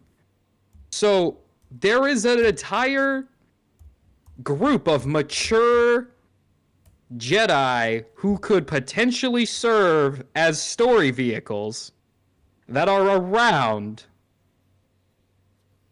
What are we doing? Well, Star Wars is scared to do anything that takes place like in sequel times. And because we still have a very stupid reason for why Luke's Jedi Order fell. Sam, did you know that The Rise of Skywalker cost $416 million to make? Yes, I would believe that. Would you believe me if I told you that The Force Awakens cost $447 million to make? Yeah, I would believe that as well. I mean, they're quality, like production wise, they're competent. Like they spent their money, like their money's on screen. They just didn't they didn't pay the people How to much make money the do story you think part. J.J. Abrams made off of that thing? Like $100 million? Lots of it. Oh my gosh. It's probably what paid for all Like of the Gracie canon Abrams' reason terrible for music. why Luke's Jedi Order fell is Palpatine conjured a lightning bolt to strike his temple and it burned down. And I guess Luke was just like, all right, I'm calling it quits. That's enough for me to call it. I'm done. Well, then Yoda conjured a lightning That's bolt to stupid. strike a tree. Yeah, but he was like right there. So like that, I believe more. I mean, he's a ghost. Palpatine was on another planet. I mean, Yoda was a ghost. And Yoda was a ghost, so he gets a little bit of a and Palpatine it just burned down a tree. I don't even have a problem with using the Force to conjure a lightning bolt. We've seen that. That's a logical extension of Force lightning to me. Like sure, maybe, fine.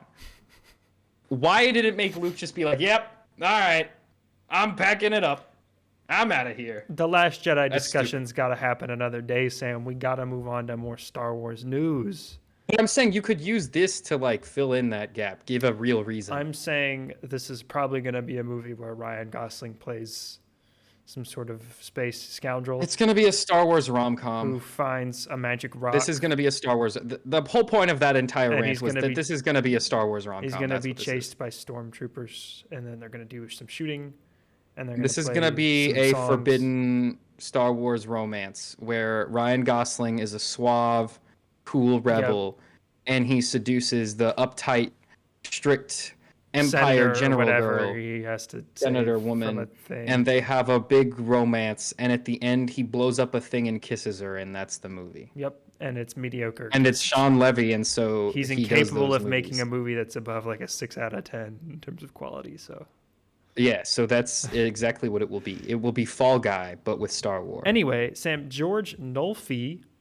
writer of Ocean's 12, The Adjustment Bureau, and The Bourne Ultimatum, speaking of just the most mid track record of all time, is set to write the script for the upcoming new Jedi Order film starring Daisy Ridley, set 15 years after Rise of Skywalker. Charmin Obaid-Chinoy is still set to direct. Previous drafts of this script were done by Damon Lindelof, Justin Britt Gibson, and Stephen Knight. This is like the 7th time this script has been rewritten. They keep trying. This has been like 5 years at this point. Daisy Ridley will be 70 years old by the time this is ready to start shooting, which is good because, might as well have a realistic amount of time pass in universe and in real life. Sam, do you think this movie's ever getting made? The Rey movie, yes. The Rey movie will get made. Do we think it'll be No, good? 100%. Yeah. It'll be fine. It will be fine. I trust 4 screenwriters in 4 years. I think if you just do New Jedi Order Adventure, that it will be fine. That's very easy. This should be a very easy. I'm not even asking for them to do the comprehensive plan that I've laid out for them multiple times over the span of the show. No.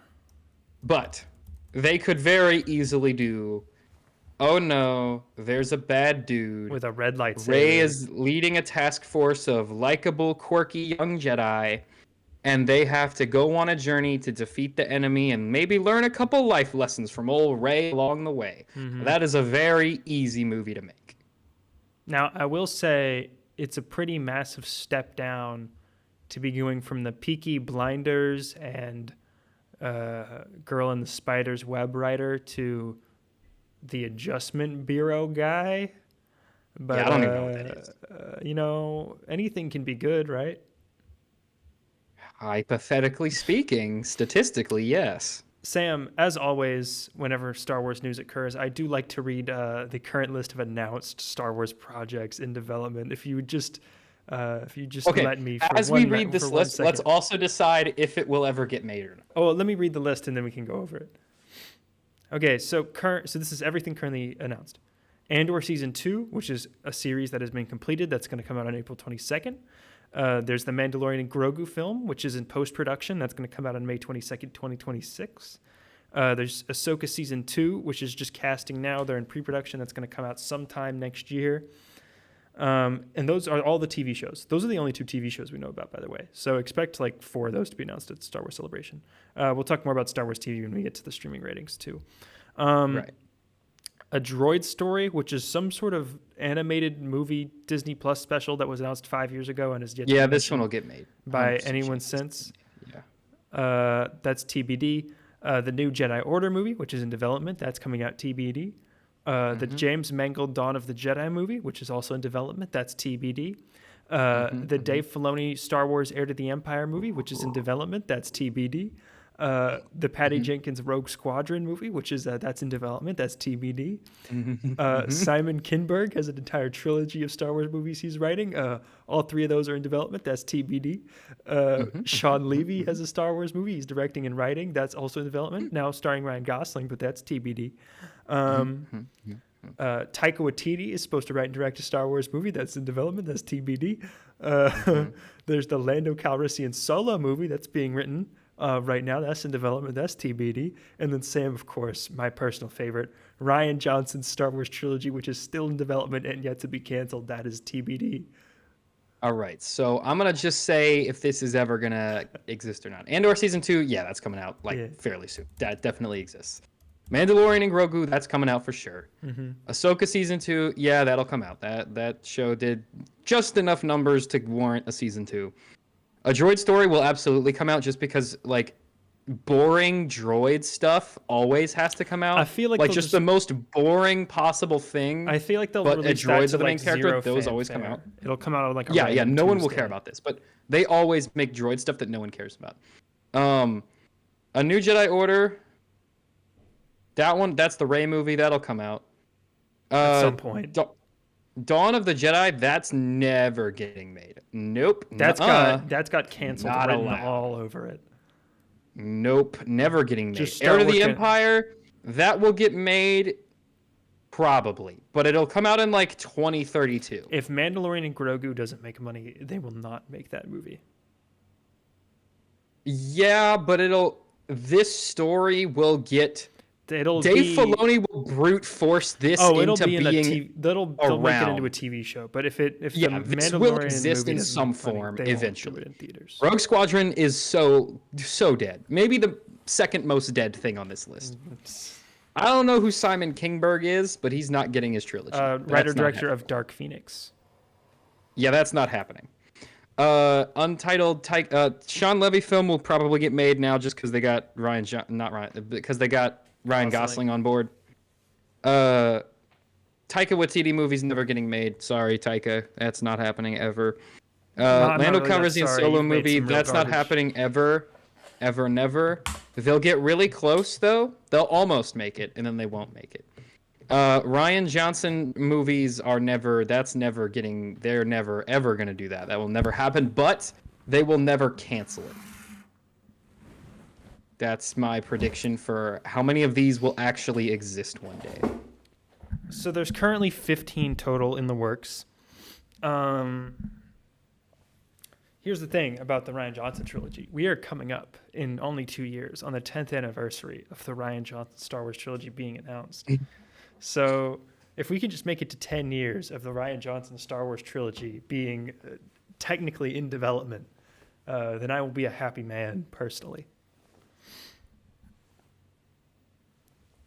Cool. All right.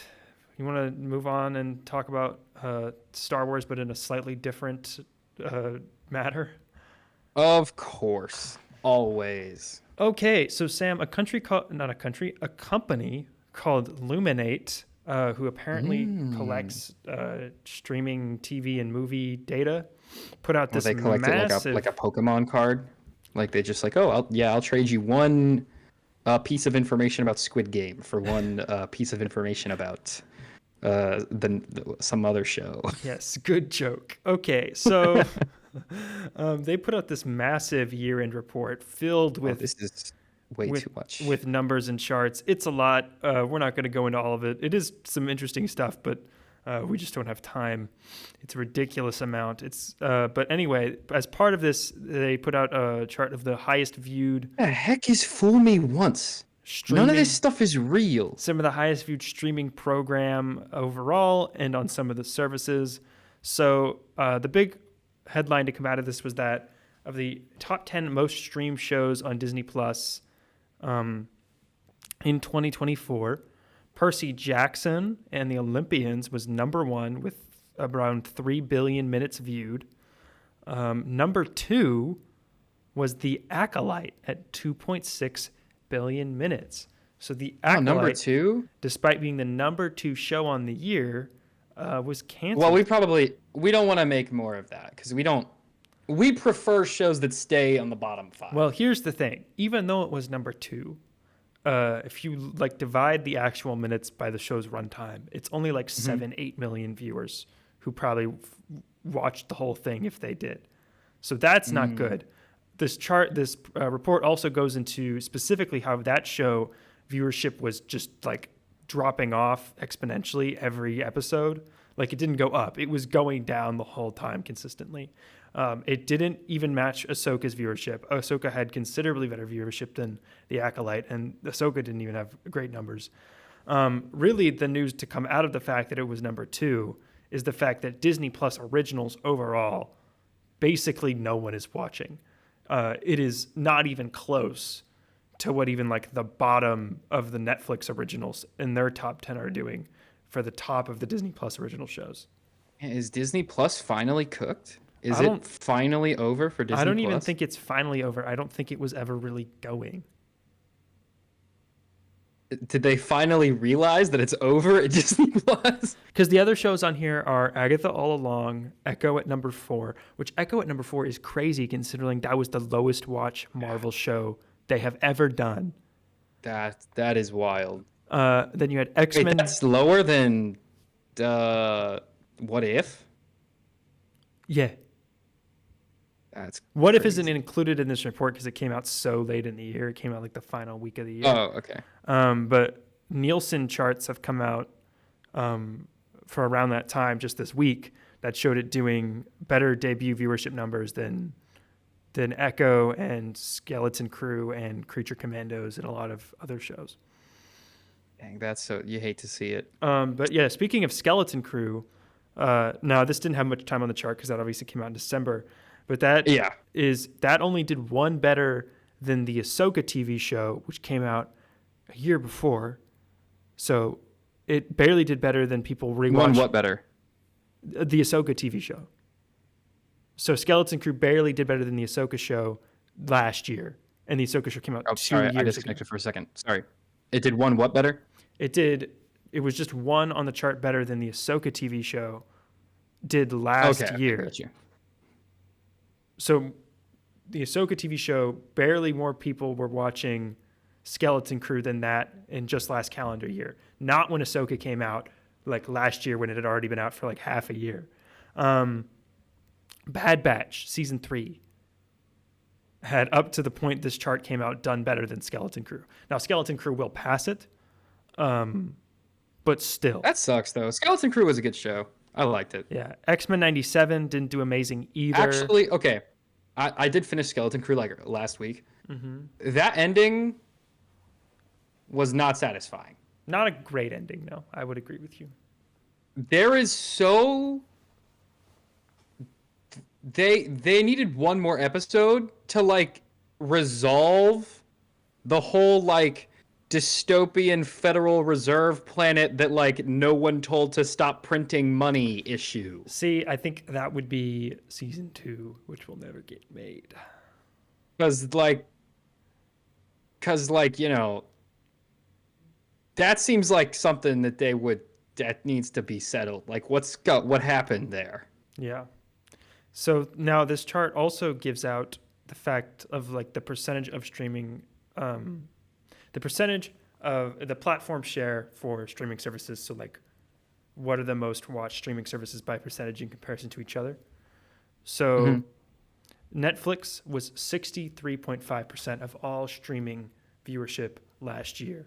Dang, Netflix still the big dog. Disney Plus, Sam, 4.4%. They pulling Peacock numbers. Sam, Apple TV Plus and Paramount Plus doing better. Paramount Plus almost twice as much as Disney Plus, which is insane. That is insane. They getting kicked up by SpongeBob. Prime Video is in a close second to Netflix at 8.5. So Netflix is at 63.5 and second place is 8. And second place is one people don't even pay for on purpose. That just comes with their Prime delivery. It's something you just have. Yeah. That's... How did the streaming bubble happen? Netflix made a lot of money. Also, Max. No, but Max is the least used streaming Why service. haven't they given up yet? Why are they still doing this? Because cable is dying.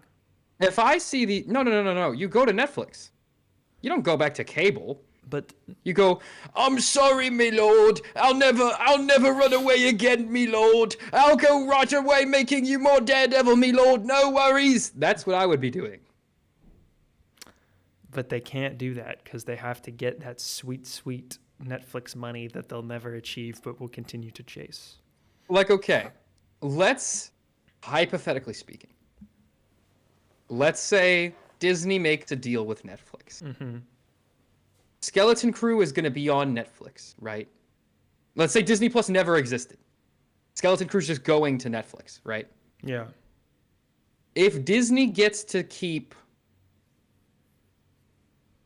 30% of the revenue for the show, like whatever it brings in, however Netflix does the math on that, right? Wouldn't it have made more on Netflix? I feel like it definitely would have. Yes. So then what are we doing? Because Sam, Bob. if we hold on, Bob, listen to me, Bob. we're talking directly to Bob now. All the Bobs, whichever Bob replaces you in however, because you're retiring or something again. What are you doing, dude? Stop doing it. You're losing to Paramount. Wrong plan. Wrong plan. But Sam, try again. hold on. If we keep making Star Wars TV shows, eventually we'll have as much money as Netflix. Wrong. There's also Try a list again. of the most viewed streaming shows overall last year. Fool Me Once on Netflix. Most watched show. I don't even know what that is. I have the solution. I don't know what that is either, but I figured it out. Remember the Disney Vault? Remember how Disney sold more VHSs than anybody else ever? Yep. All right. We're bringing that back. We're bringing back the Disney Vault, but it's going to work a little bit differently this time. So we keep the rotating cast of stuff. We like pull stuff off, and we just don't put it back on Disney Plus for like 5 years for no reason. And we rotate it out every once in a while, right? Yeah. But here's the kicker. Okay? We rotate it out like every 6 months, the stuff that's on there, okay? But you can only subscribe to Disney Plus like 3 months out of the year. Every 4 months, you get a chance to subscribe. And if you don't subscribe during whenever it's available, We'll kill you. Don't get to have it when the movie you like goes on there. This is a genius plan, and I see no holes. This could only succeed. I see no flaws. Yes. You also can't unsubscribe during that time. That's part of the deal. You're locked in. It's a 3-month contract. You're locked in, unfortunately. Bridgerton, number 2. That's not really a surprise. That show is Okay, massive. sure. Taylor Sheridan's Landman on Paramount Plus, the number 3 most streamed show out of all of last year. Taylor Sheridan is the thing propping up Paramount Plus. It's the reason they have any viewership at all. That guy is king of TV right now. What is that? What do you say? What are those? Landman. He's the What is Landman? He's the Yellowstone guy. You know, there was a guy who spoke at one of my economics classes once whose official job title was Petroleum Landman. Yeah, no, that's what the show is about. Yeah. Is oil guys in West Texas. It's an interesting... They shot it in Fort Worth. Jerry Jones is in an episode. This show does not sound real. No, anyway. But so here's what I would do if I was Disney. I would drive to Taylor Sheridan's house, give him $200 million in cash, and say, I don't care what it is, you're going to make a show for Disney Plus so that our viewership boosts twice as much. What page is the top 10 list on? There's not really page numbers. There are page numbers. There are 40 pages to the story. Okay. It doesn't have... Which page are you on? Mine doesn't have them. It says at the top which page you're looking at. Mine doesn't. What's wrong with yours? What's wrong with mine? I have the PDF pulled up. I do too.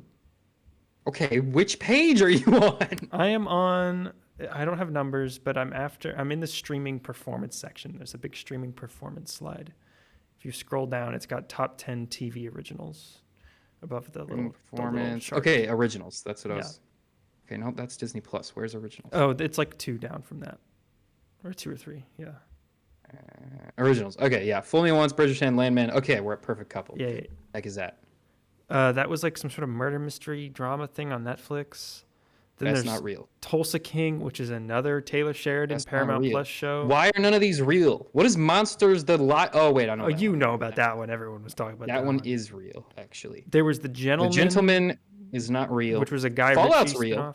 Fallout, That's which a was the real highest show. viewed Prime Video show. Which is Griselda's not real. That's not a real show. it's got Love is Sophia Blind Bush. is unfortunately real. Love is So, Love is like, Blind picked up for 2 more seasons, by the way, already. why did it take us to 6 to get to a show that I've heard of? Because most people who watch TV are old.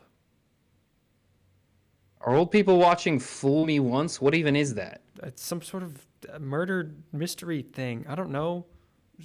There's The Perfect Couple and Fool Me Once are Yes. both weird murder mystery things? Yes. Bored housewives love those. So if you look at this chart, Sam, here's what we're looking at here. So Can we got- give all the Bored Housewives Twitter so that I can know what's happening? So if you look at this chart, we got number 1, show for bored housewives. Number 2, show for horny teenagers. Number 3, show for dads. Number 4, What's British? what? Fool Me Once. Yeah, it's a show for housewives. Number 4 for housewives. Number 5 for dads. Number 6 horny teenagers. Number 7 for dads. Our biggest markets here are not nerd fan base, young adults, family audiences. We need specific shows that tailor to our 3 primary viewership demographics: bored housewife, dad, and horny teenager. Okay, those if your show doesn't appeal to Well, one horny of those teen. 3 There's markets, like no horny teenager on here. What are you talking about? Which one is for horny teenagers? That's Bridgerton and the Lyle and No, Eric Menendez show. Bridgerton's for horny 40-year-olds. That's different. Then I would say Monsters is And for so is horny Love is teenagers. Blind. No, but that's not like a horny though. That's just like gross. But their whole thing was that they Not were the played by 2 hot young dudes in their 20s. Yeah, but like no. Trust me, Sam. It I know doesn't count. I know who the viewership for that show was. And it was They have horny to- teenagers. Yeah, but it's only girls though. and gay Exactly. dudes. Those are That's not enough. those are our primary demographics. The If you wanna- guys are the horniest. No, and no, they no, no. don't have any. But that's not what the chart says, Sam. That's not what the chart is saying. The chart is saying The reason Housewives, Riverdale did as dads, well as it horny did girls, initially is because horny they teenage had girls. equal representation for the horny girls and the horny guys. but Bridgerton was never on the top 10 that's streaming what chart, gave them their Sam. success. Look at this. I'm just following the data. If Disney Plus wants a hit, right? Well, look at the only show on here you could say is like Yeah, primarily. Disney Plus doesn't make anything that appeals to any of these groups. Exactly. If you could go like, okay, what show is here? Is it like primarily like targeting young men, right? It's Fallout, right? Fallout's probably the young men show on this chart. Yeah. Fallout's at the number 8 spot. Number 8 is as high as they got. If you want to get higher than number 8, you got to get bored housewives, dads, or horny teenage girls, okay? If you can't get one of those 3 things, you're cooked. Disney Plus needs to branch out. They need to attack the 3 primary TV viewing audiences if they want to Three make prongs, it to the top 10. the trifecta. The trifecta. Yeah, because Disney Plus, none of these shows are. Exactly. Even- They're not even going after the Yeah. dad demographic. Well, gotta go no, after the X-Men guy. 97 is definitely a dad show. But that's a cartoon. But like a very niche dad show. That's a cartoon. It's from the 90s. You're only getting dads who were kids during that time. You're not going older. You're not going younger. It's still a comic book thing. It doesn't appeal to all dads, only comic book fan dads. Like, you gotta go bigger. You gotta widen. Yeah, even the biggest narrow show on the Disney scope. Plus is a cool 4 billion views behind the lowest of the top 10. See, Disney. That's half a planet. That's half of an Earth behind. Also, how did Earth watch Fool Me Once twice? No, that's billions of minutes. That's not like billions of views. I could calculate like the Yeah. estimated viewership on that. I'm just not going to. That take too much time. Yeah, right now. that's too dumb. Yeah, okay, sure, whatever. Anyway, that was I Network found that television. FBI. Oh, we can do. Oh, yeah, it's Chicago, just procedurals. Chicago, FBI. There's some The interesting Voice. stuff in the film section. Most streamed film Yeah, last year was Moana again. It's always Moana. Oh, okay. Wait a minute. Hang on. I do want to bring something up real quick. Mm-hmm. These do we how do we know the views for this TV, the views for the cable stuff? What do you mean? These are in the millions. How are these measured? What's HH Live plus 7? What does that mean? I believe that is watched live plus 7 days of DVR viewership. Okay, cool. So we got 9 million. Hold on, give me a minute. Okay, never mind. So Disney Plus is still pulling substantially more viewers than it would if it was on cable. They're most stream shows. Yes, but those are the most viewed shows on cable. Yeah.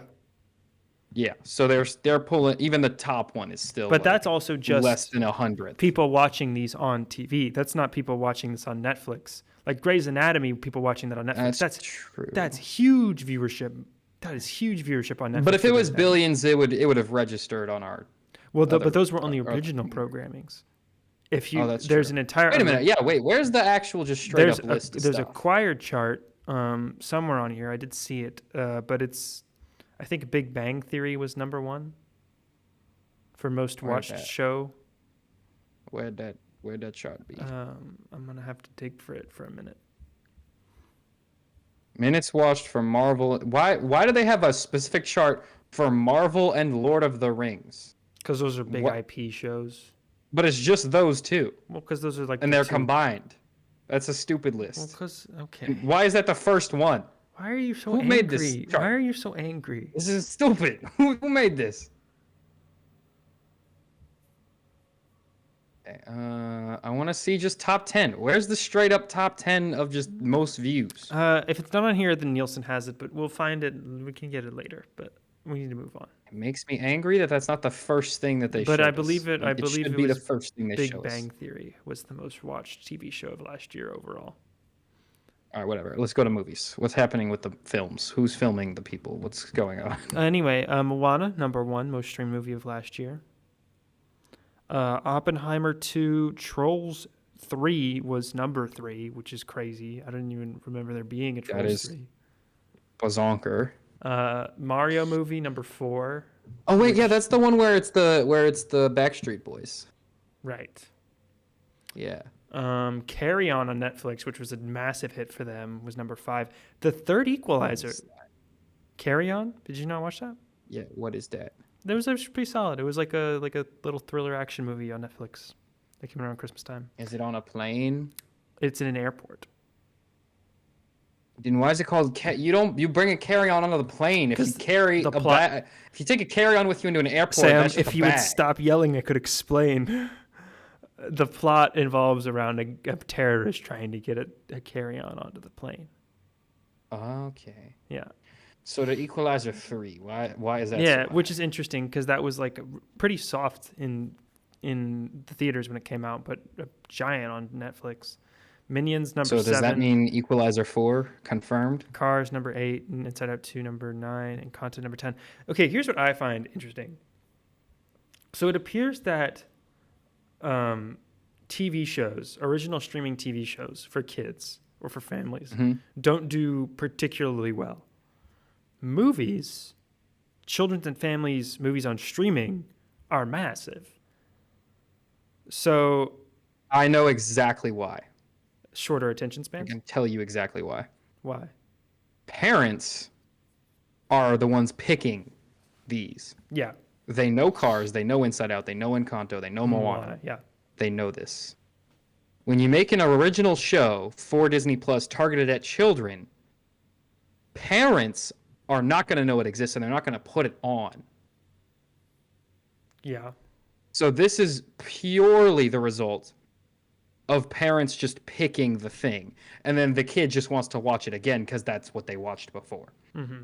That's what's happening here. You're getting a doubling down just due to like marketing, basically. Like every parent knows Moana. I doubt every parent knows whatever that baseball show is that they're making, Yeah. right? And that you could argue that's for the same audience. Yeah. But I find that interesting. Yeah, Streaming viewership. I think that is purely the result of marketing. That's what I would say about that. Okay, anyway, I will link that report in the description if you want to read it yourself. It's very extensive. We don't have time to get into everything. I just wanted to kind of hit the stuff I thought was worthy of a highlight. Moving on, Sam, let's get to these Oscar nominations. We got to tackle them. We're getting late here. They should have waited 10 more years to make 28 years later, so that would have been 28 years later. I don't even know what you're talking about. So, okay, it was 18 years since 28 Why are you talking weeks about or 28 days later. Why are you Because talking it's right here on this chart. Okay. Like it came out 18 years ago. So Yeah. if they had just waited 10 more years, it would have been 28 years later. Yeah, I mean, Yeah, so they should have just waited. yeah. Keep it in real time. I guess, yeah, you're right. That was an option. It's not like people are gonna know it any better because it was 10. You're already 18 years behind. I mean, but like, it's not like it matters. Yeah, but it'd be cooler that way. The only thing that would have been like silly and Cillian Murphy would have been like 28 years older. That's fine. And then Like the world is stuck in whatever year that movie came out because of the apocalypse. in Anyway, 4800 we can make 2400 years later. okay, you're starting to think like a Sony executive right now. We can keep doing this forever. We'll stop making money at the second one, but keep going.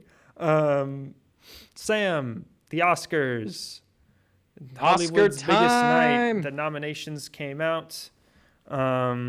People are upset because Amelia Perez was the most nominated movie with 13 total nominations, which, just for the record, is the same amount as Oppenheimer, Lord of the Rings, The Fellowship of the Ring, Titanic, La La Land, and All About Eve.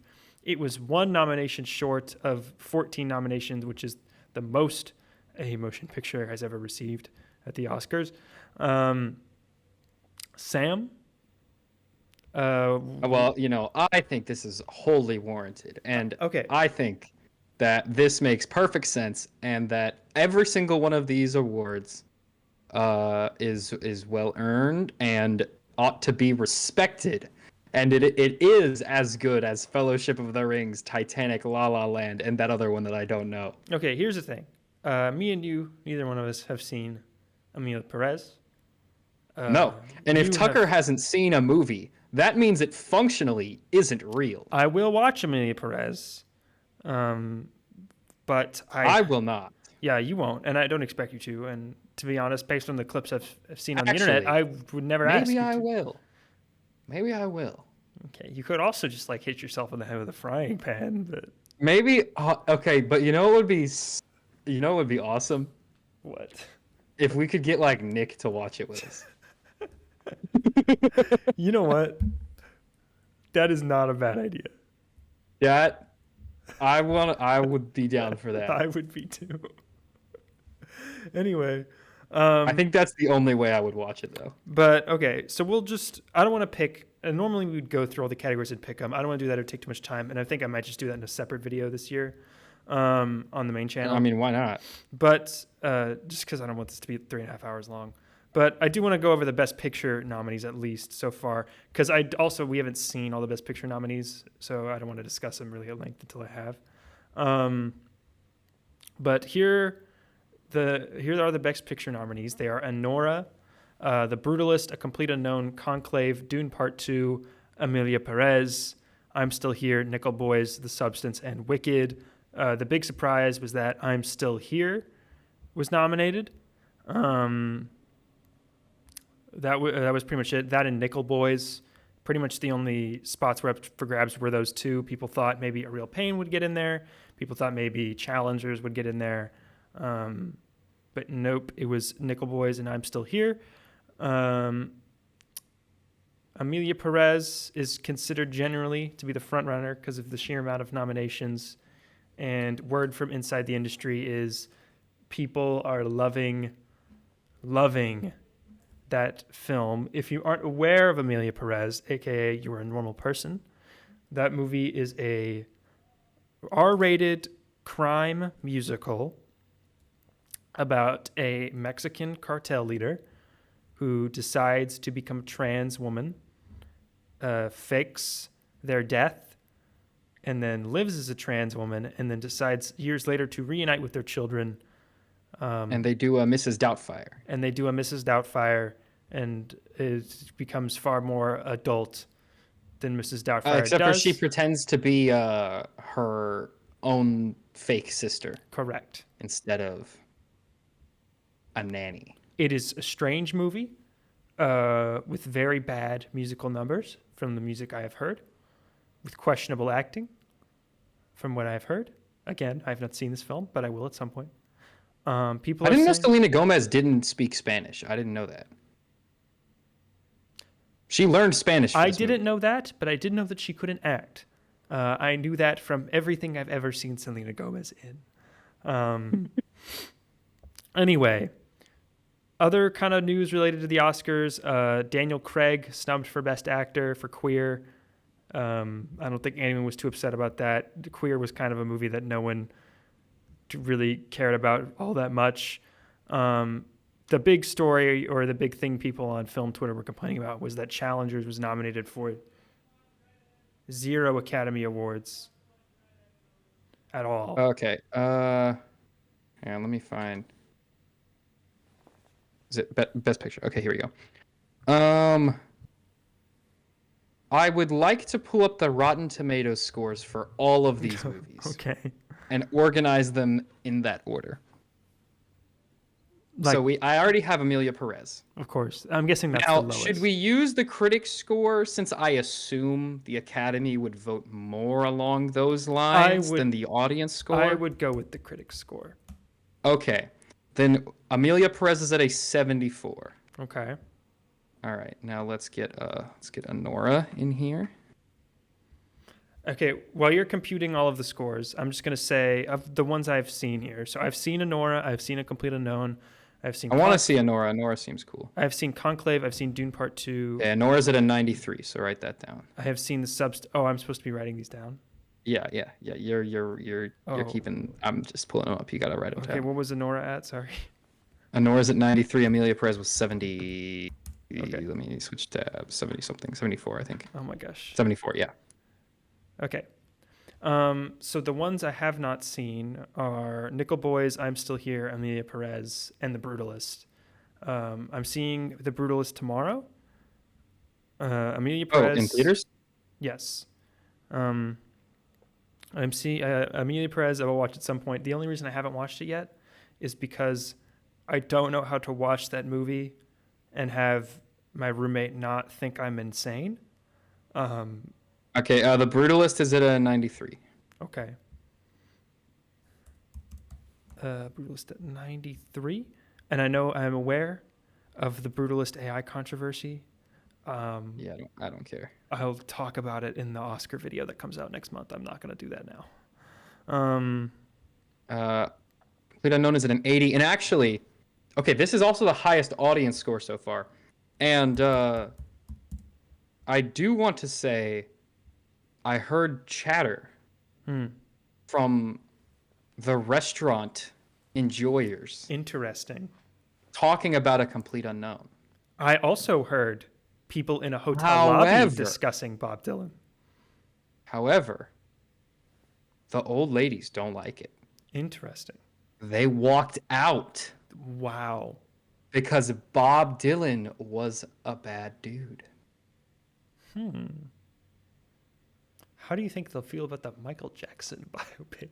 Oh, they're not ready. That's interesting. That is an interesting take to have. Yeah, they walked out because they said he was mean. I mean, yeah, but they do realize he was a real guy, right? Yeah, no, they don't like him anymore now.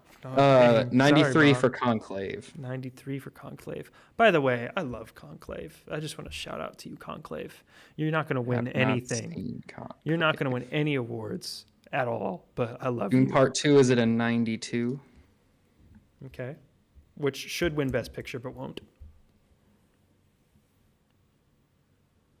But yes, I'm still here. Is it a 99? Wait, no, 96. Still a that's Michael the J. highest. Fox movie is 99. But I'm still here. Is it 96? I will say, Nickel Boys is not going to play any theaters near me, but it will probably be on Amazon Prime at some point. And it's at a 90. Nickel Boys is. Okay. And then I'm Still Here. I have no idea how I'm going to be able to watch that because it's like it's a Spanish movie.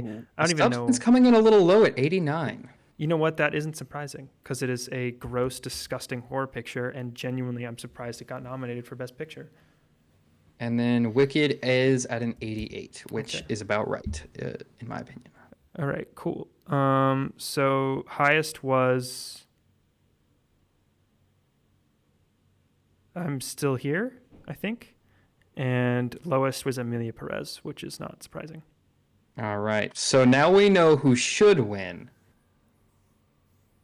Hypothetically, democratically speaking, I'm Still Here should win. But the Academy is also not composed of film critics. It is composed of people in the film industry who make films. So it's probably going to be Amelia Perez. And the main reason that is the case is because Sam, a certain orange man, was just elected president in the United States. And Well, and we know he famously cares a lot about who wins the Oscars. yes, of course, as does everyone. He's always going on Truth Social and saying, I love the Oscars. I can't love wait to the watch. Oscars. I I hope my watch favorite every movie year." wins. I love Paul Atreides. Coolest guy. He always says that. A certain orange man was just elected president, and he does not. He is not interpreted in the public as being a big fan of what goes on underneath the southern border, or Correct. the activities of transgender individuals. So Also, correct. Hollywood, in their righteous moral crusade, the arbiters of our time, our philosophers, our leaders, who obviously have more impact on the world than anyone or anything else. In a mighty act of wisdom, megalopolis? in a mighty act of is it- wisdom, Is this megalopolis? will probably give Best Picture to Amelia Perez, believing that that is in some way a refutation of Donald Trump, when in reality, literally no one will You're care. just giving a bad movie a trophy. Correct. Is this megalopolis? What do you mean by that? Is this megalopolis? What's happening right now? Is that megalopolis?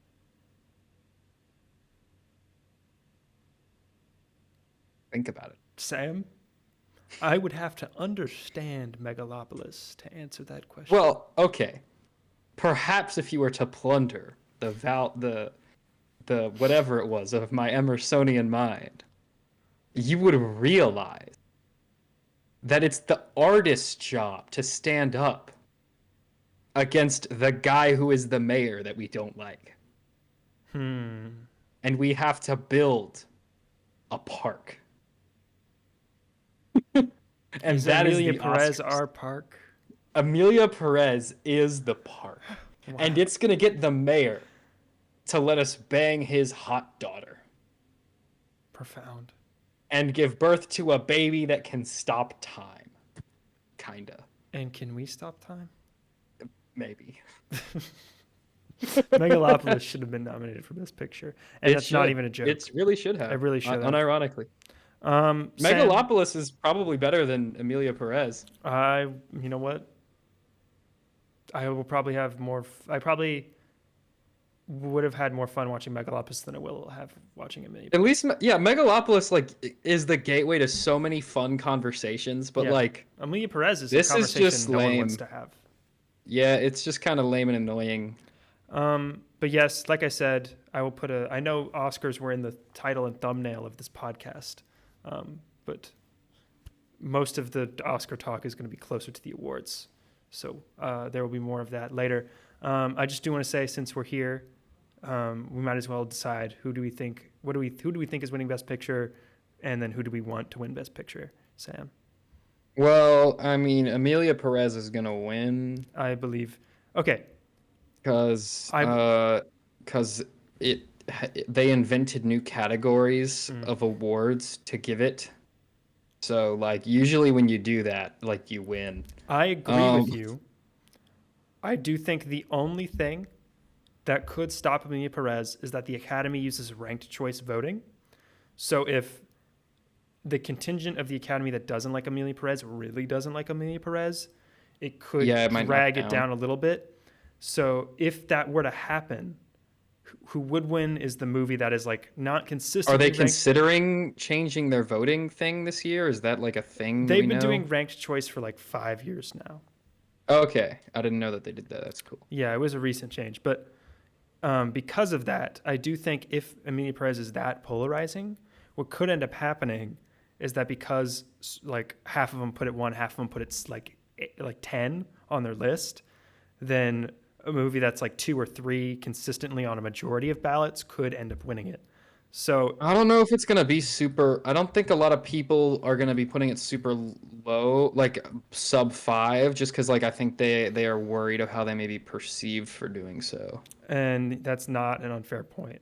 I will say, I don't think it is completely out of the question that Wicked win Best Picture. That what could win? That Wicked could win. And my Best explanation Picture? for that is not because a lot of people will put it at 1, but because that is the movie on here that is just consistently well liked and that everyone has seen. So it'll probably be 2 or 3 on a lot of ballots. And I know what you're thinking. That would be crazy. Incorrect. What? Wrong. Why do we think that? So number 1, musical. That's number Amelia 1. Perez, also a musical.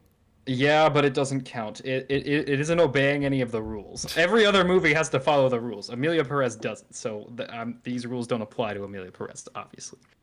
But number 1, musical. That's number 1. Number 2, pre-existing IP. Not allowed. I mean, we do have 2 pre-existing IP films on Yes, this list. but Dune Part 2 is not going to win. No. Never in a No million chance years. Dune Part 2 is going to win. Even though My it pick deserves to. for if Amelia Perez doesn't win, I think it would be Honora. I don't think that's crazy either. I think that could also be another one where it's ranked like number 2 and 3 on a lot of ballots. Because Honora is a movie that I've heard a lot about, but also I have heard nothing about it. I have heard everyone say it's good, and yet I have absolutely no idea beyond the aesthetics of the movie what happens in this movie at all, other than that there is a crime boss guy and a stripper named Honora, maybe. I think that's what it's about, but I really don't know. But based on that premise and the fact that I've actually seen ads for it, I've only seen ads for Honora the Brutalist, Dune Part 2, and Wicked. The rest of these I've never seen ads for. And A Complete Unknown. But that was like one TikTok ad. And they just started doing that like after the movie released, which is really weird. I think Honora is my pick for backup. Maybe The Brutalist, but I doubt it. And also screw brutalism. Dumbest architectural style. All my homies hate brutalism. Brutalism's the worst. Go back to communist Poland, you idiot, and make more commie blocks. You're the only one. You're the only person who didn't like The Brutalist, not because of the movie Tucker, or the AI stuff. I want you to or Google. just because of the architectural style Hang on. itself. Tucker, I want you to Google something for me. Yeah. I want you to whip up your old little Google machine. I There. I can want you to Google Google Brutalist. African American History Museum, Washington, D.C. And you tell me if brutalism is a nice-looking architectural style. That is one of the ugliest buildings that we have ever built. And I think they did that on purpose to sabotage the African Americans. I think that the US government intentionally only used brutalism on this one building in order to make that building look the worst. I think it's a conspiracy. I think brutalism is a scam. It's the worst. It's literally just an excuse to save money so that we only have to pour concrete and we don't have to make anything look nice. It's the worst architectural style, by far. Name another architectural style that looks as bad as brutalism. You can't. No, you win. Take that brutalism, the concept. Yeah. So, honestly, I would probably have said the brutalist if brutalism didn't suck immensely as not it's subjective. It's freaking sucks. It's the worst. Why would you ever make a building that way? Would you say that would you think that most of the Academy of Motion Picture Arts and Sciences agrees with you on the take that brutalism itself sucks and therefore the movie shouldn't win? They should have to. I think that venerating the man who came up with the worst architectural style is akin to glorifying insert guy you don't like here. Whatever guy you think is the worst guy, this guy's just as bad. Imagine making a movie about that guy that you don't like, and then this is equally bad. Yeah, guy who cut me off. Whatever guy that you, random audience person, think is the worst guy, or girl. Girls can also be evil. True. Whatever that guy is, that's just as bad as this guy. Okay, well that's gonna end our Oscar talk My for hot now. take on that. Sam with this is the only show where we would have a 5-minute hot take on brutalism, the architectural concept. Hey, you know what? Make a movie about Gothic architecture, and then maybe you'll have my attention. Tim Burton's already on it, Sam. The Gothic. Well, then maybe I'll watch that one. The Gothic is 4 hours. The long. Gothic. 4 hours of. Are we gonna have the architecture cinematic universe? Oh, I would so hope so. The modernism. Please make them all exponentially longer too. The Brutalist is 3.5 hours. The modernist. Let's make the Modernist just 4.5. The Midwesternist. Midwest 7.5 the hours. Postmodernist. Postmodernist 12 hours, 7 intermissions. The postmodernist. That one goes real. On forever. That's the real name of an art style. No, because once we got to modernism, for some reason we just gave up on naming new art styles, and we just kept adding post to modernism. Isn't that how we describe most things? I feel like the modern era of literature is 1900 to now. It's just 100. Yeah, no, we had romanticism. We had classicalism. We had a whole bunch. The Enlightenment. And then we were just modernism, postmodernism, postmodernism, and we just kept doing that. Contemporary. Anyway, Sam, that's gonna do it for the podcast. I'm just gonna cut us off now because I gotta edit this by tonight, and we can't go for 3 hours. So, thank you. Have a fun time. Thank you everyone for watching and listening to the show. As always, you can have a great rest of. Do we have an outro? I forgot. We never really do. We just kind of wave bye. Bye.